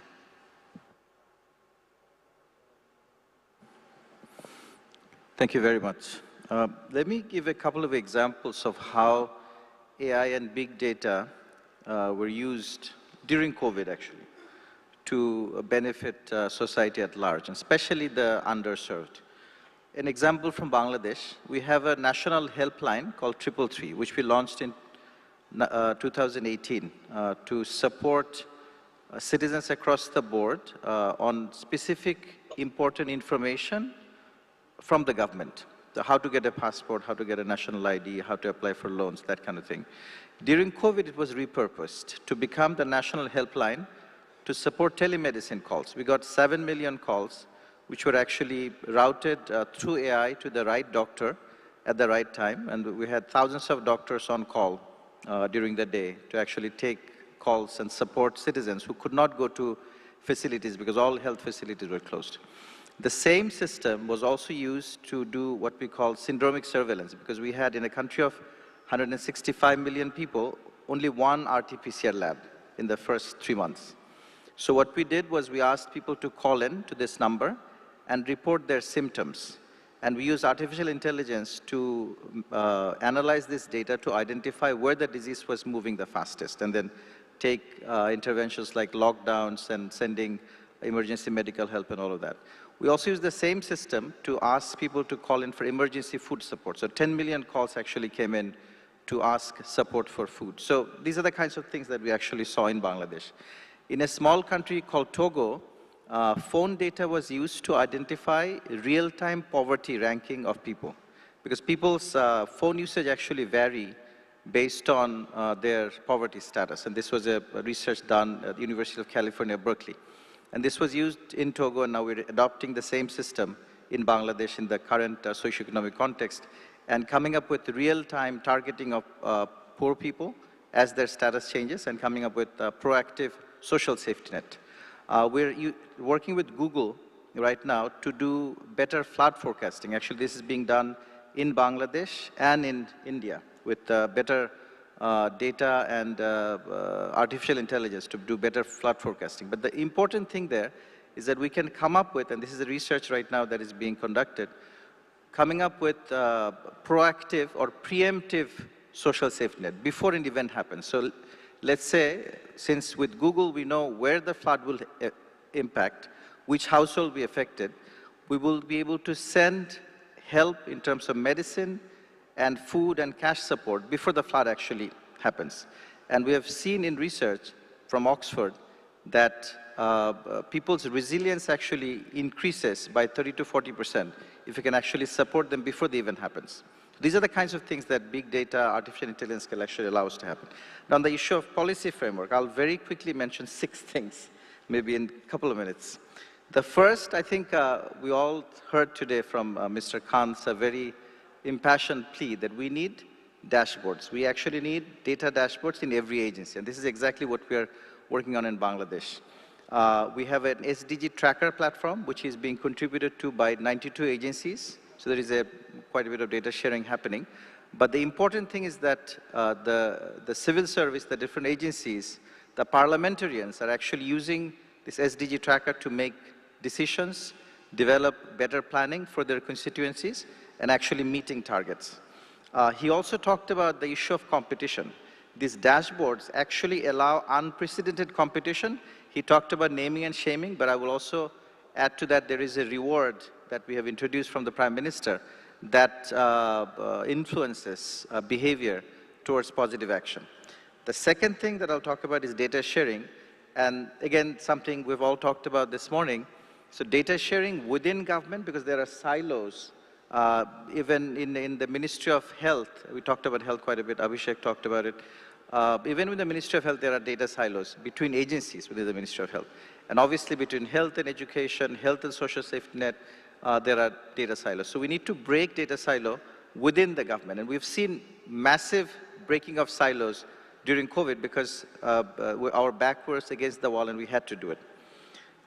We also need to break silos between private sector and public sector. So what we call the public, private, and academic partnership, not just PPP, but PPAP, as we're talking about. So public, private, and academic partnership to come up with new ways of doing data sharing. And the last but not least in terms of data sharing is across borders. We've seen massive data sharing during COVID because we needed to do that as travel was opened. But for trade, for crime, there are many types of data sharing that needs to happen across borders, and we need to develop data sharing protocols. What I've seen recently in Korea is that they've actually enacted data sharing laws towards open government, and open government portals have come up. So these are examples that we can adopt. The third thing is privacy protection. So as we share data, obviously, we have to be very mindful of privacy protection. And there is a lot of privacy protection laws that are coming up across the world, but we need to make a balance between privacy and quality of service. A couple of years ago, I was in Bangalore, and we're talking about research done in the developed countries and developing countries. And the foremost concern in developed countries was protection, privacy protection, and in developing countries, it was actually not privacy protection, but quality of service. So I think the needs evolve over time. As developing countries become more developed, I think privacy concerns become higher and higher. So we need to balance the two. The fourth issue is about digital divide. So as we are enacting laws and policies and actually putting in frameworks and infrastructure to include the excluded, often we're actually exacerbating the divide. So that's something we need to focus more and more, I think. We're in Bangladesh, we're actually working on a report called Equality Through E-Quality, where we're looking at the people we have left out despite honest efforts, despite massive inclusion efforts, we're actually leaving out.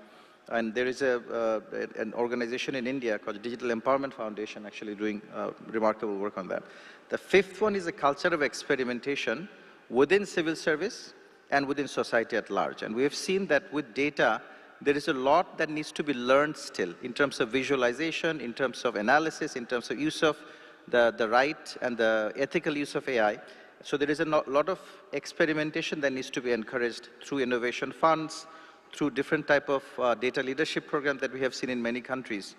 And the sixth one that I'll end with is global cooperation framework. And G20 is a brilliant example of where global cooperation framework can be established because it's a combination of developed countries and developing countries. I think one of the unprecedented things that we have seen in the last decade or so is how developing countries, for the first time, are setting examples for not only other developing countries through South-South cooperation, but also for developed countries from South to North cooperation. And I think that's where I look to Amandip to facilitate from his new position at the UN Secretary General's office to facilitate this kind of cooperation. And that will also require sharing and learning and also application framework, not just learning, but replicating good practices across borders. Thank you very much. Thank you for that. That was exhaustive because I think if we just run down those 6 points and do that as a collaborative effort over the course of our presidency, I think it will be quite a noble pursuit. But I'll turn to Anita, and I know, Anita, you've been doing a lot of work on the economic value of data. How do we distribute that? So a question for you is, how do we promote some of this collaboration and a common understanding and build trust in the process of data sharing for sort of innovation? And how do we do that with the lens towards equity? Because that's something that gets lost in a lot of our conversations. Yeah, thanks so much. Obviously, we all accept and understand that the data epoch makes it necessary to create and sustain the availability of high-quality data sets for innovation. So I underscore the significance of availability and accessibility. And we do have multiple competing frameworks today. For instance, the EU's data strategy focuses on creating common data spaces in various sectors, One is health, another is agriculture, finance, mobility, and so on. India, too, is attempting to create such common data spaces through data exchanges under the National Open Digital Ecosystems domains.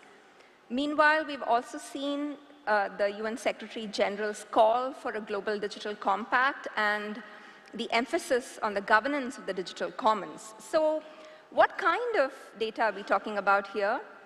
And this, I think, really frames our debate in some sense, which is that today 80% of the processing and analysis of data takes place in data centers that are centralized. It is anticipated that as we move along, the 20% that concerns smart connected objects such as cars, home appliances, manufacturing robots, and computing facilities closer to the user, what we call as edge computing, this is going to be very, very significant. The imperative for us in developing countries particularly is how do we democratize data value, and this has to be very integral to emergent policy thinking.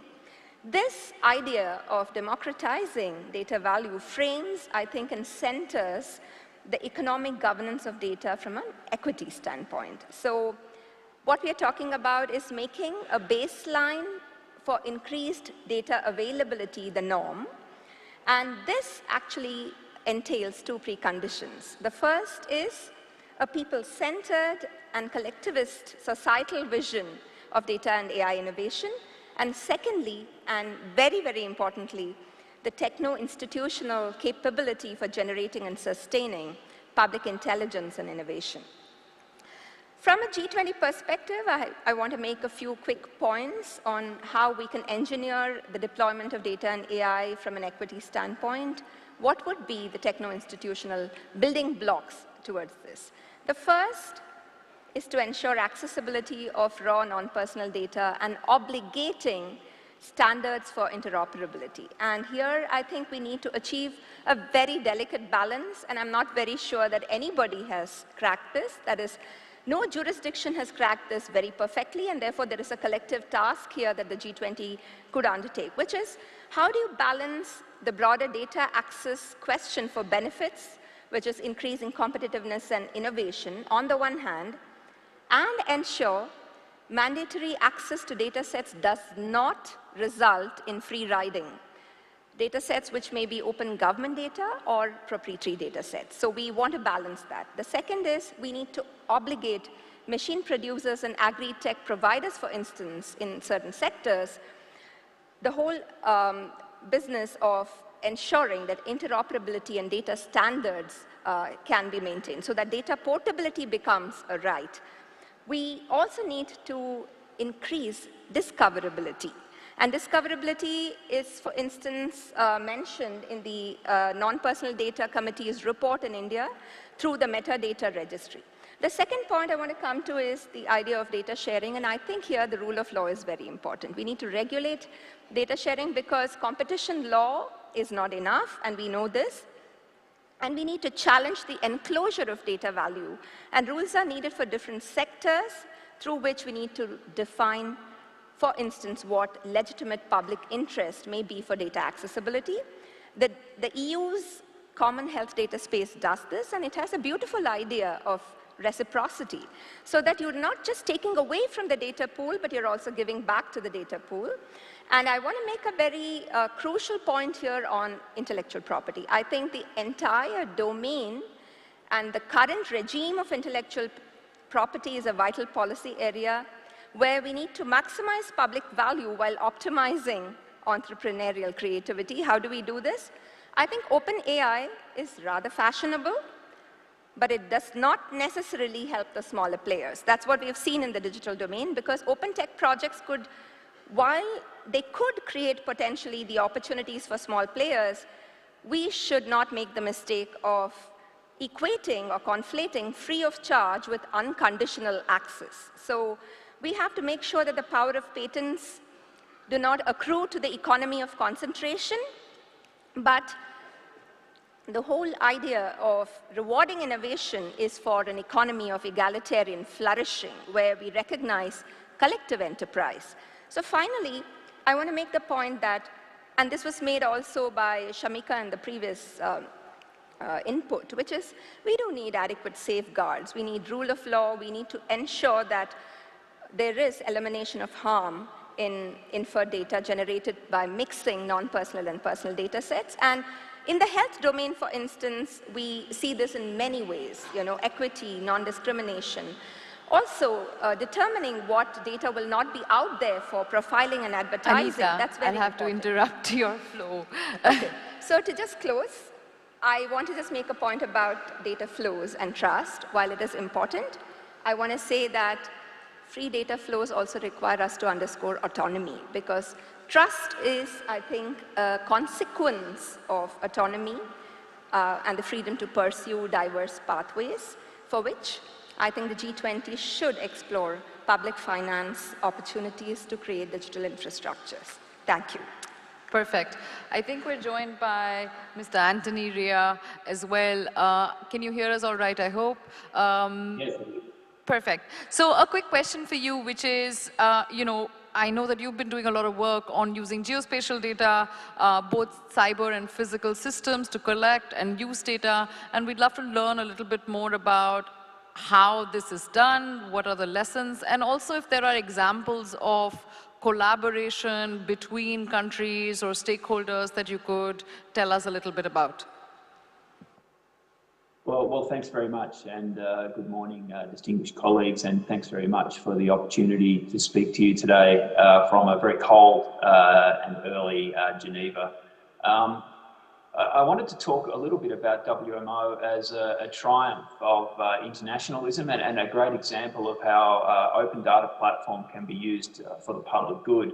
And in fact, as we heard earlier, this is a public good that benefits everyone. It's a non-excludable public good, and that it includes everyone, including, as we heard in the previous discussion, the poorest of the poor.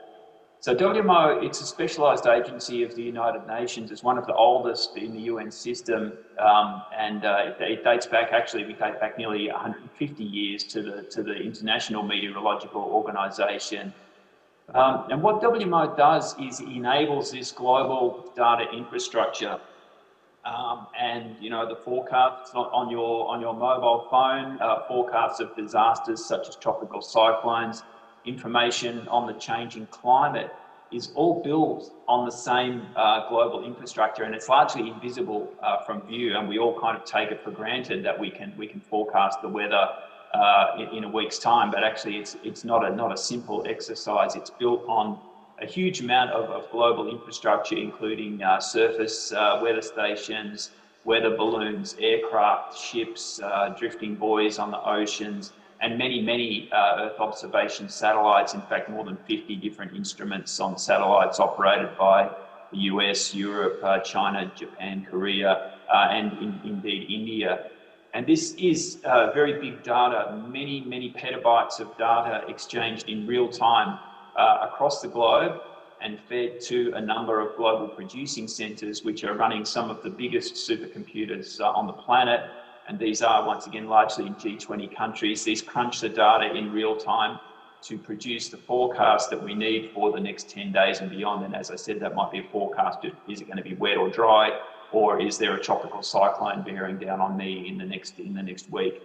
So it is very big data, and as I mentioned, WMO coordinates the standards for these data and brokers the agreements that allow the free and open exchange of data, and ensures that all of our members, it's 193 states and territories, receive the data that they need to plan their activities, to keep their populations safe and to adapt to the realities of climate change. So what does it mean? It means if I'm a small state taking meteorological observations, I can access the data, so I can take from the pool, as we heard in the previous speech, and I give my data in real time. So if I'm a small member with maybe just a few stations, I do that, but I can access the whole gamut of global data that's available.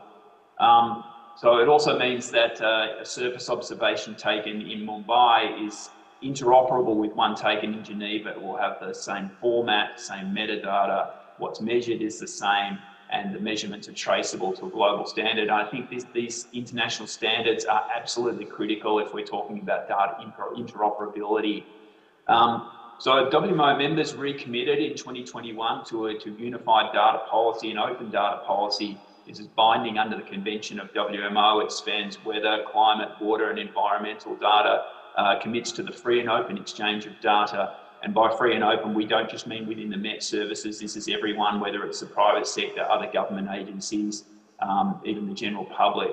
And through the WMO information system that we're developing, and we're rolling out version 2 of that very soon, this data will be available to all, will be discoverable, so not just Met services, but the general public and in a distributed model. So what's the role of G20 in this framework? Maybe just quickly, it's largely the G20 countries that are operating the Earth observation satellites. They have the capability and the resources to do that. And these are the backbone of the system, and it's largely G20 countries that are operating the global producing centres, the supercomputers that provide the data that's required for meteorological and climate services globally. We just had a challenge issued by the United Nations Secretary General that all people on Earth are to be covered by early warning systems within 5 years. This is a huge challenge. We're not starting from a blank slate, but to meet this challenge, we're going to need the engagement of many countries, of the private sector, and of academia, and it's something that we're just working on now. We launched this at the COP just recently, and so this is about really leveraging this global infrastructure for the global good. And I think in the interest of time, I'll stop there, and back to you, Chair. Perfect, thank you so much. I'll open the floor for questions, but only questions, not comments and questions. So please, 2 questions only. Yes, over there.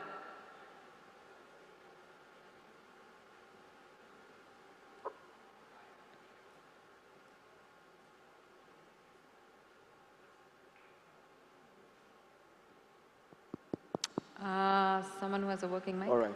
Okay. Can you hear me? Yeah. Hi, this is Royston from Grameen. I run the microfinance arm of Grameen, which is the Nobel Peace Prize, and we have about 60 million clients. One of the critical things about trends we are seeing globally is the move towards outcome-based financing. And how do we use data to be able to track and measure outcomes so that those can be monetized, which can effectively bring down the cost of health or education or water or sanitation.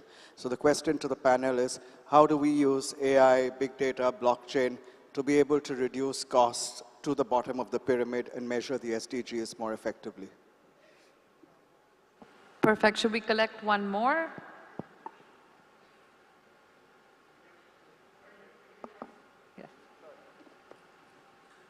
I got the question missed last time, sorry. My name is Dr. Akhil Shahani. I run the Shahani Group of Institutions. When you look at data access is available and technology is there, however, very often there are a lot of biases in the interpretation of the data depending on the sort of data that you collect. So for example, with COVID, number of COVID deaths versus number of people infected by COVID, number of people infected above the age of 60. Now, each of these interpretations will give you a different policy, let's say, outcome. Now, question to you guys is, are there best practices in determining there's a neutrality of the sort of data variables that you collect? Secondly, how do you ensure that there's the right decisions made based on that interpretation of the data? Great. I'll start with you, Mr. Habib. Do you want to take the one about bias and the quality of data? Do you feel comfortable? The first question or the second? The second question. Yes, the second question. Thank you.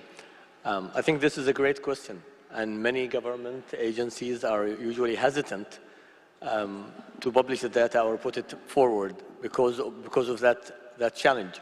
People will interpret the information differently, and that's just the nature of having data available. I think the best thing to do is to focus on the data quality first, making sure you have the right data available, first of all. Then also to focus on education.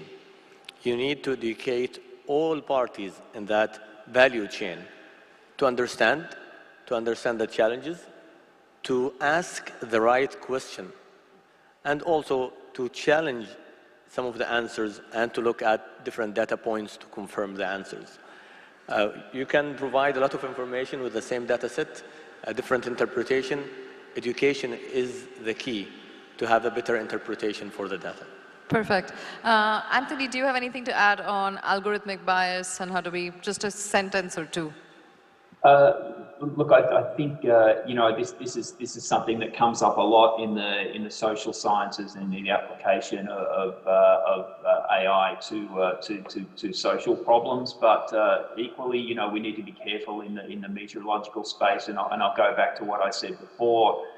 We need to be really careful about the way that the data is collected and ensure that it's done to, and this doesn't matter whether it's meteorological climate data or health data, that it's collected in a standard way, that it has standard kind of metadata. And what this does is this enables interoperability across domains, across different countries. And it's not just data formats, it's even the ontologies, the words that we use to describe different data that need to be standardized. Perfect. Thank you.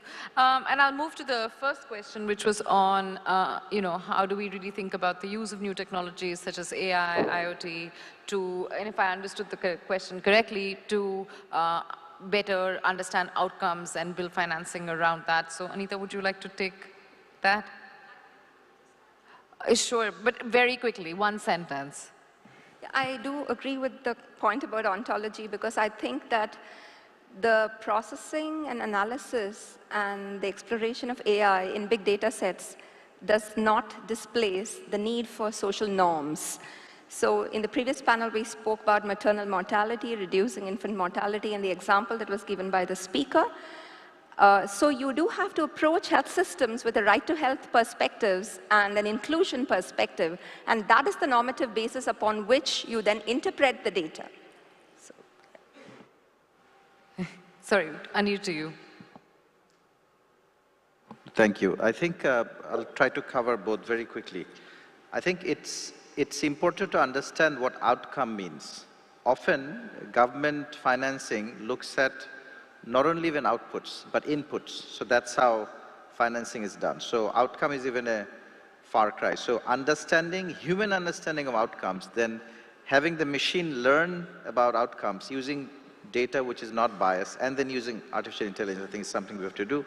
And in terms of bias that was brought up, I think two aspects of bias I'll really point out. One is the bias because we have not trained the algorithms, the AI algorithms in an unbiased way because we have bias in the inputs, but also human interpretation where bias is introduced. So there, I think what we have been doing is to go through a citizen-centric design process to understand both outcomes and eliminate bias from an underserved population standpoint, and developing that understanding and developing the right visualization, not the traditional visualization of charts and graphs, but understanding proper visualization for policymakers in the data dashboards. So that's what we've been working on. Thank you.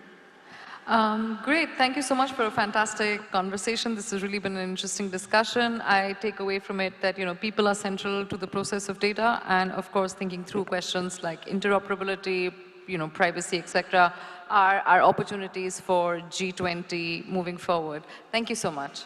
Let's have a big round of applause, ladies and gentlemen, for the esteemed panelists. It was indeed a very pertinent discussion. Thank you very much. Please stay with us, esteemed panelists, as I invite the G20 DWG co-chair, Ms. Enam Gambhir, to kindly grace the stage to do the honors and present mementos to the esteemed panelists. I'd also like to invite Mr. Torbjorn Fredrickson, Mr. Santosh Mathew, Ambassador Amandeep Gill, and Dr. Sameer Saran to be joining us on stage. Ladies and gentlemen, I'm going to request Ms. Gambhir to present mementos to the esteemed panelists, as well as to Mr. Torbjorn Fredrickson, Mr. Santosh Mathew, His Excellency Ambassador Amandeep Gill, and Dr. Sameer Saran.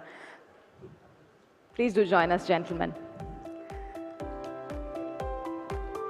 With that, Ms. Gambhir, may I request you to first present a memento to Mr. Abdul Rahman Al Habib, VP for Talent Development, National Center for Artificial Intelligence, Saudi Data and AI Authority. Let's have a big round of applause, ladies and gentlemen, for Mr. Abdul Rahman Al Habib. May I request you to present the next one to Ms. Anita Gurumurthy, Founding Member and Executive Director, IT for Change. Let's have a big round of applause, ladies and gentlemen. Thank you very much for the applause. Ma'am, may I request you to present the next one to Mr. Anil Chaudhary, Policy Advisor, Government of Bangladesh. Let's have a big round of applause, please. And now to Ms. Astha Kapoor, co-founder, Apti Institute, India. Let's have a big round of applause for our moderator, ladies and gentlemen.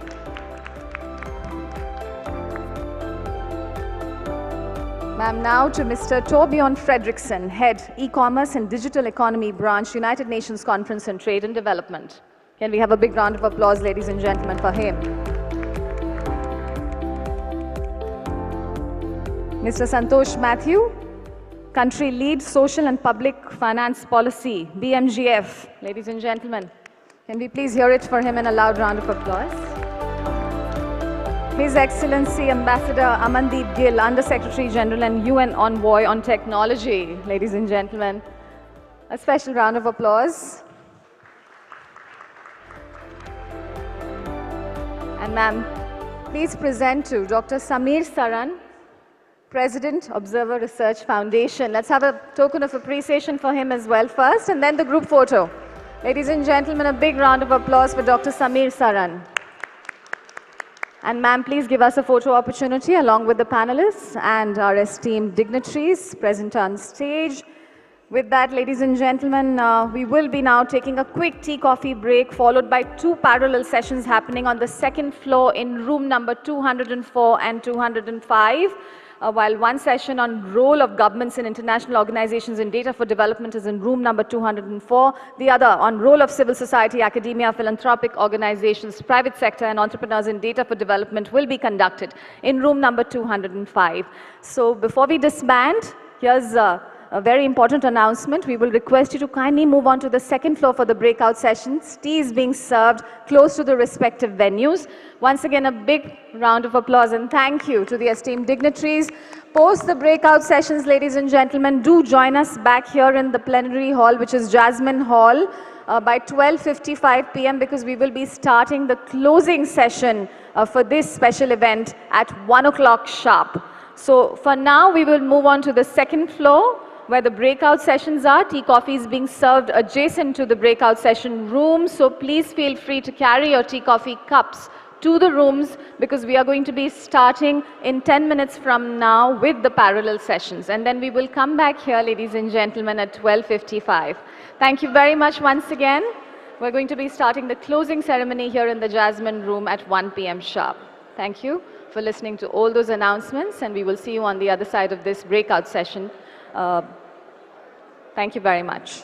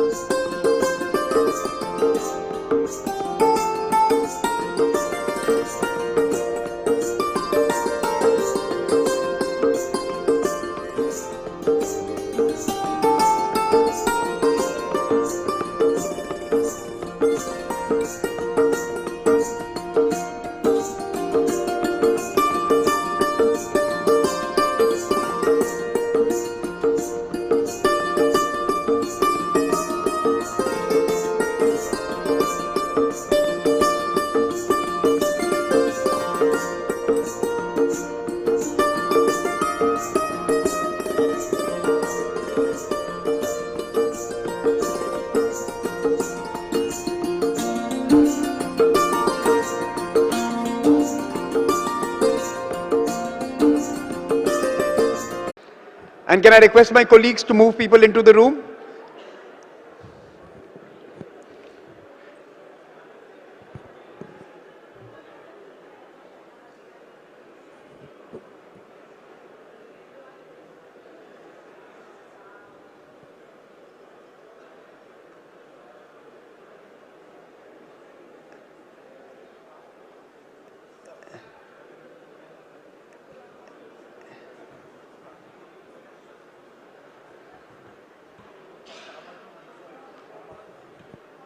Yeah, can I request you all to come and settle down? I can see lots of folks standing there in the back of the room. Please settle down.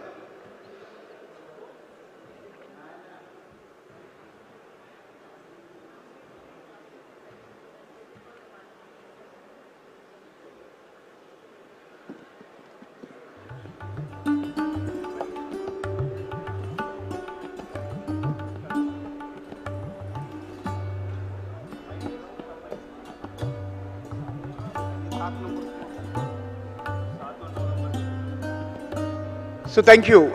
We conclude this particular segment with two interventions. In many ways, both of them would try and capture the essence and the vastness of various propositions placed before us this morning and in the working groups this afternoon. I'm delighted to welcome to give us his closing remarks, Ambassador Amandeep Singh Gill, Under Secretary General and UN Envoy on Technology, to speak to us. He is someone who has been in the high-level panel of the Secretary General a few years ago. He is now actually his envoy, but more importantly, he has been working with organizations, think tanks, academic institutions, and the private sector to try and build a common framework for enriching all our lives, everyone's lives, using data and technology. So it's my honor to invite you, Ambassador Gill, to speak to us. Please.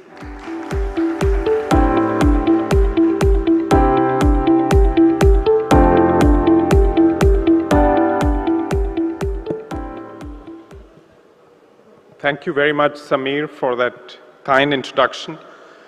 Good afternoon, ladies and gentlemen. A big shout out to all the young people out there. So glad that you're here.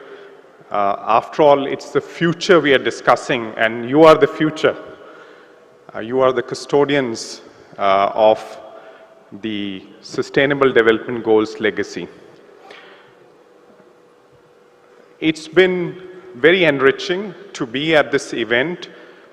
Congratulations to the Indian G20 presidency for making development a priority and digitally driven development and data for development a priority within the theme of development. I think this is much needed. You've heard about the slide back on the Sustainable Development Goals. So 1.7 billion people are in distress today because of inflation, rising cost of living, poverty, food insecurity. And we have slid back in terms of progress on Agenda 2030 to 2016. 6 years have been lost on the SDGs agenda. And there's no way we can catch up if we do not leverage the digital opportunity, if we do not move on to the next paradigm on data for development. You've heard during the side event that there are two aspects to it, and this is somewhat of an artificial categorization. There is data on the SDGs, which is how do you measure progress, where do we stand, how do you monitor and evaluate impact, and how do you make sure that government policies or the actions by philanthropic organizations and other stakeholders are having the desired impact. Today, it's possible to use real-time data to do that. You've heard many examples. One of the recent examples is monitoring plastic pollution in the lower Mekong Basin, which is the lifeblood of more than 65 million people in the Southeast Asian region. So colleagues at the UN Environment Programme are using IoTs, sensors, AI to monitor point sources of these pollution, the plastics pollution, and address that at source. The other aspect is data for the SDGs, where you can extract public value intelligence from data sets.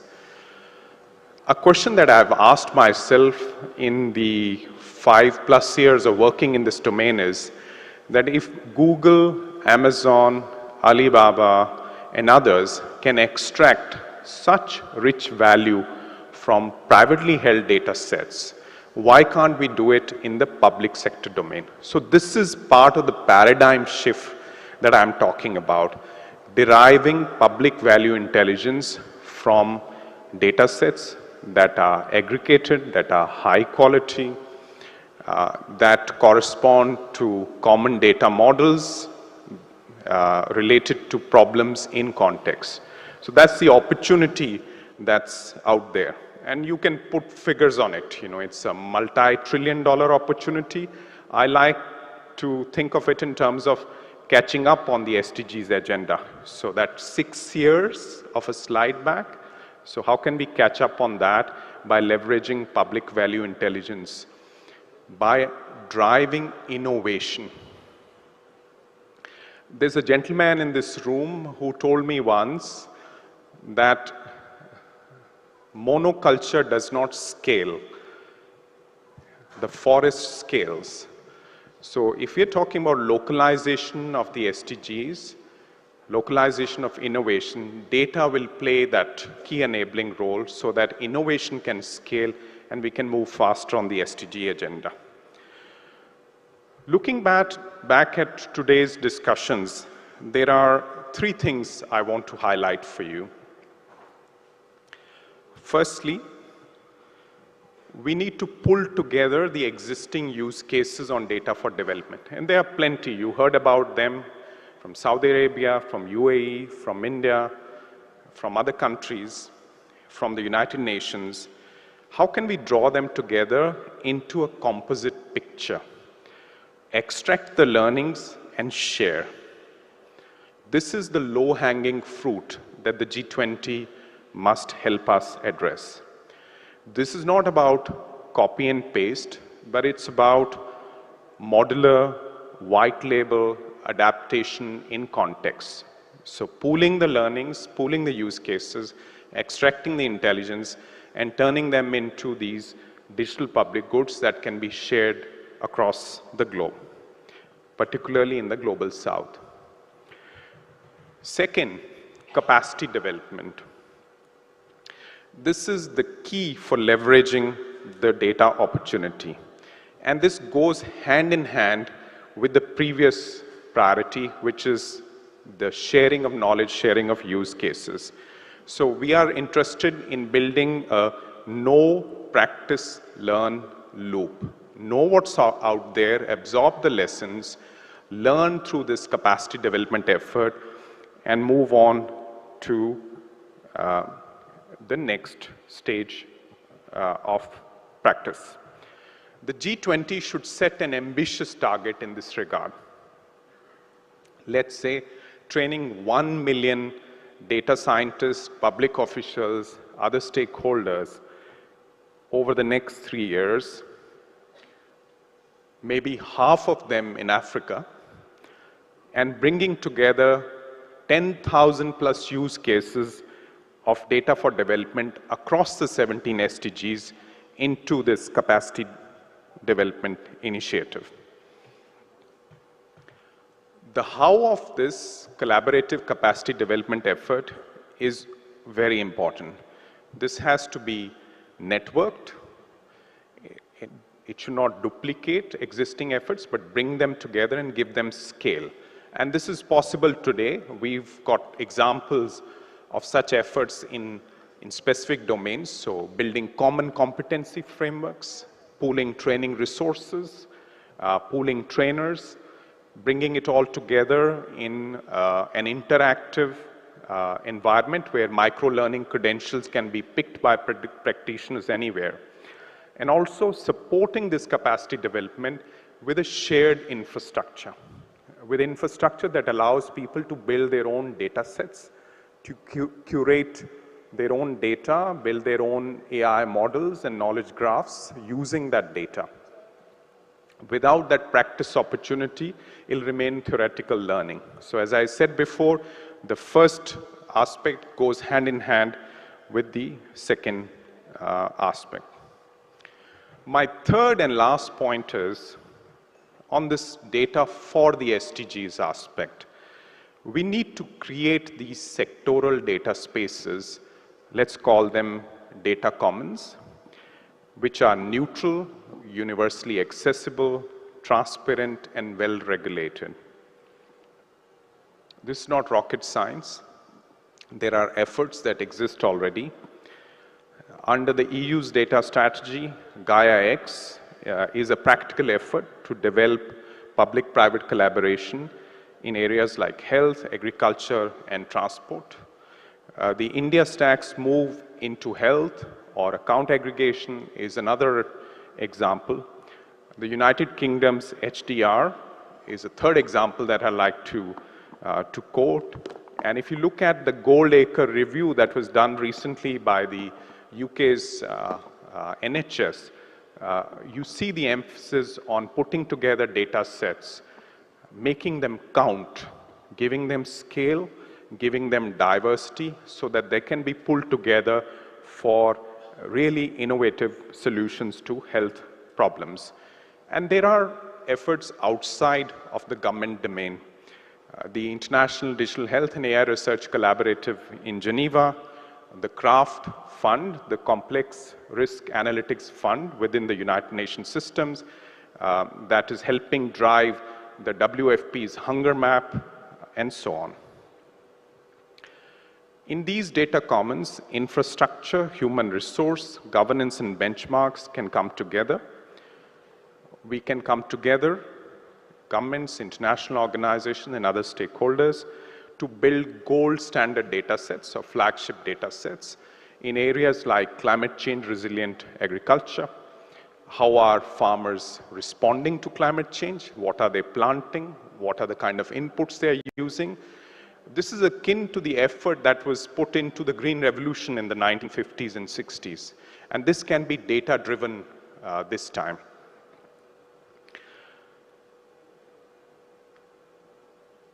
There is one last aspect to this notion of data commons, and that is democratizing the data and AI opportunity. There are nearly 3 billion people who are left out of the digital opportunity. And then within that digital divide, there is a yawning gap that's opening up on artificial intelligence and big data. So these data commons can help us democratize the digital opportunity, and as the SDGs slogan goes, leave no one behind. I want to close by emphasizing that the United Nations stands ready to work with the Indian G20 presidency and the ensuing presidency on this issue through the Office of the Secretary General's Tech Envoy, but also partners across the UN system, our co-host UNCTAD, UNEP, UNIDO, FAO, WHO, as well as multi-stakeholder partners and philanthropic actors to help the G20 realize this threefold outcome: building generalized use cases of data for development for wider adoption, a capacity development network to raise an army of data warriors for the SDGs, and creating global data commons in 2 to 3 priority SDG areas. I thank you very much for your attention.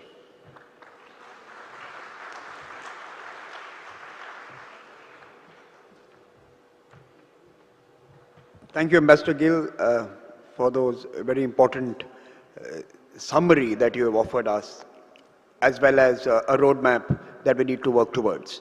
Let me now invite the co-chair of the Development Working Group, Ambassador Nagaraj Naidu, to deliver the closing remarks.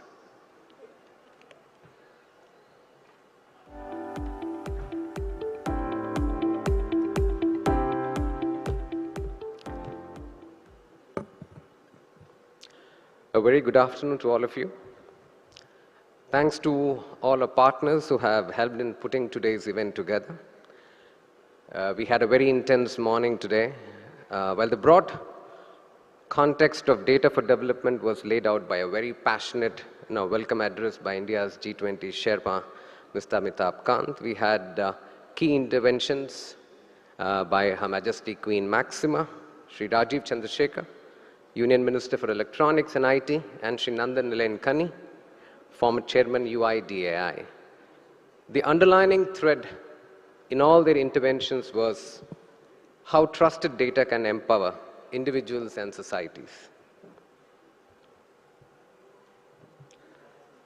Session 1 on rejuvenating legacy systems, moderated by the very able ORF Senior Fellow Sunayana Kumar, saw Shamika Ravi talk about the power that data holds in today's society. Whether it's the telling tale of a 60-fold increase in women in India contesting elections, or the disproportionately large amount of time, an average of 7 valuable hours that women in India spend each day in servicing the largely unpaid, or rather underpaid care economy, and which unfortunately finds no reflection in GDP calculation. Abhishek Singh, President and CEO of National E-Governance, gave several ground-level but path-breaking examples of how data is being deployed in India for resolving population-scale challenges. Yoichi Ida, Deputy Director General for G7 and the G20 from Japan, underlined Japan's initiative of data free flow with trust and the importance of sharing data and learnings from the India model. And finally, Sakar bin Ghalib, Executive Director of AI and Digital Economy from the UAE, talked about the transformative value of data consent in ensuring quality and efficient service delivery and the need to reward the very individual who is generating data. Plenary session 2 on leveraging IoT, big data and AI for SDGs, ably again moderated by Asta Kapoor of Apti Institute. So Abdul Rahman Habib of Saudi's AI Authority underlined the importance of empowering people through education and the need for data quality. Anil Chowdhury, Policy Advisor for the Government of Bangladesh, gave examples of how AI was applied in Bangladesh during the COVID period to ensure calibrated lockdowns as well as to ensure food supply. He also emphasized the need for privacy protection, cross-border data sharing, greater public, private, and academic collaboration, and the need to bridge the growing digital divide. Anita Gurumurthy, founding member and executive director of IT for Change, again underscored the need for high-quality data, the need for standards for data interoperability, ensuring a delicate balance between innovation, privacy, and regulation, discoverability and the idea of data reciprocity, and the suggestion for the G20 to explore public financing for creating digital public infrastructure. Anthony Ria, director at the World Meteorological Organization, talked about free and open exchange of data to enable its users to take immediate actions, as also interoperability of data. We also had 2 breakout sessions. One of the breakout sessions was on the role of governments and international organizations in D4D, moderated by the Secretary General's Special Envoy on Technology, Ambassador Amandeep Gill, in which the context was set by Torbjörn Fredriksson of the UNCTAD. In this session, participants emphasized the need for robust stakeholder consultation across all ages and the important role that governments can play in laying the guardrails over which innovation could thrive. Capacity building for people in using data was emphasized. A mention was made of the Global Digital Compact, which is expected to outline shared principles for an open, free, and secure digital future for all. In this context, data protection and data commons was also mentioned. Digital technologies to facilitate the transformation of agri-food systems was emphasized by the FAO, and also we had a mention of the value of annotated data sets. The breakout session on the role of civil society, academia, philanthropic organizations, private sector, and entrepreneurs in data for development was moderated by Samir Saran, President ORF. Dr. Santosh Matthew from the BMGF set the context. He used a very evocative story of how data can save lives. Participants in this session highlighted that quality and reliability of data was extremely critical. The academia can play a key role in training data practitioners to collect data and measure impact, and in leveraging disaggregated data sets. The role of non-governmental stakeholders in enhancing data empowerment of communities and developing digital public goods was also underscored. Since the 17 SDGs are cross-cutting, the idea of creating localized data sets and identifying indicators which could interact with each other to influence national social outcomes that can create a multiplier impact was also put forward. To bring this session to a close, ladies and gentlemen, data is the lifeblood of decision making as well as the raw material for accountability.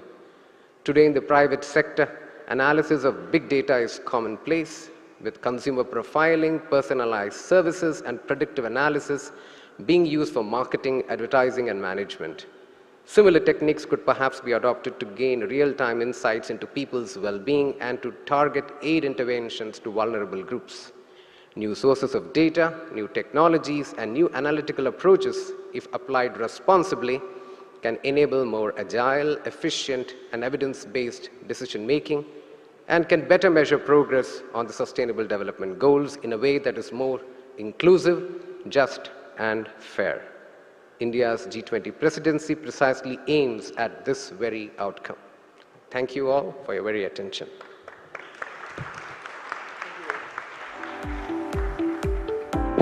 Thank you very much for that wonderful summary of the proceedings of the day, accurately captured, and lots of food for thought for all of us to take from here. This brings us to the end of Data for Development workshop. We are going to break for lunch, and then we're going to come back and engage with a different subject, life.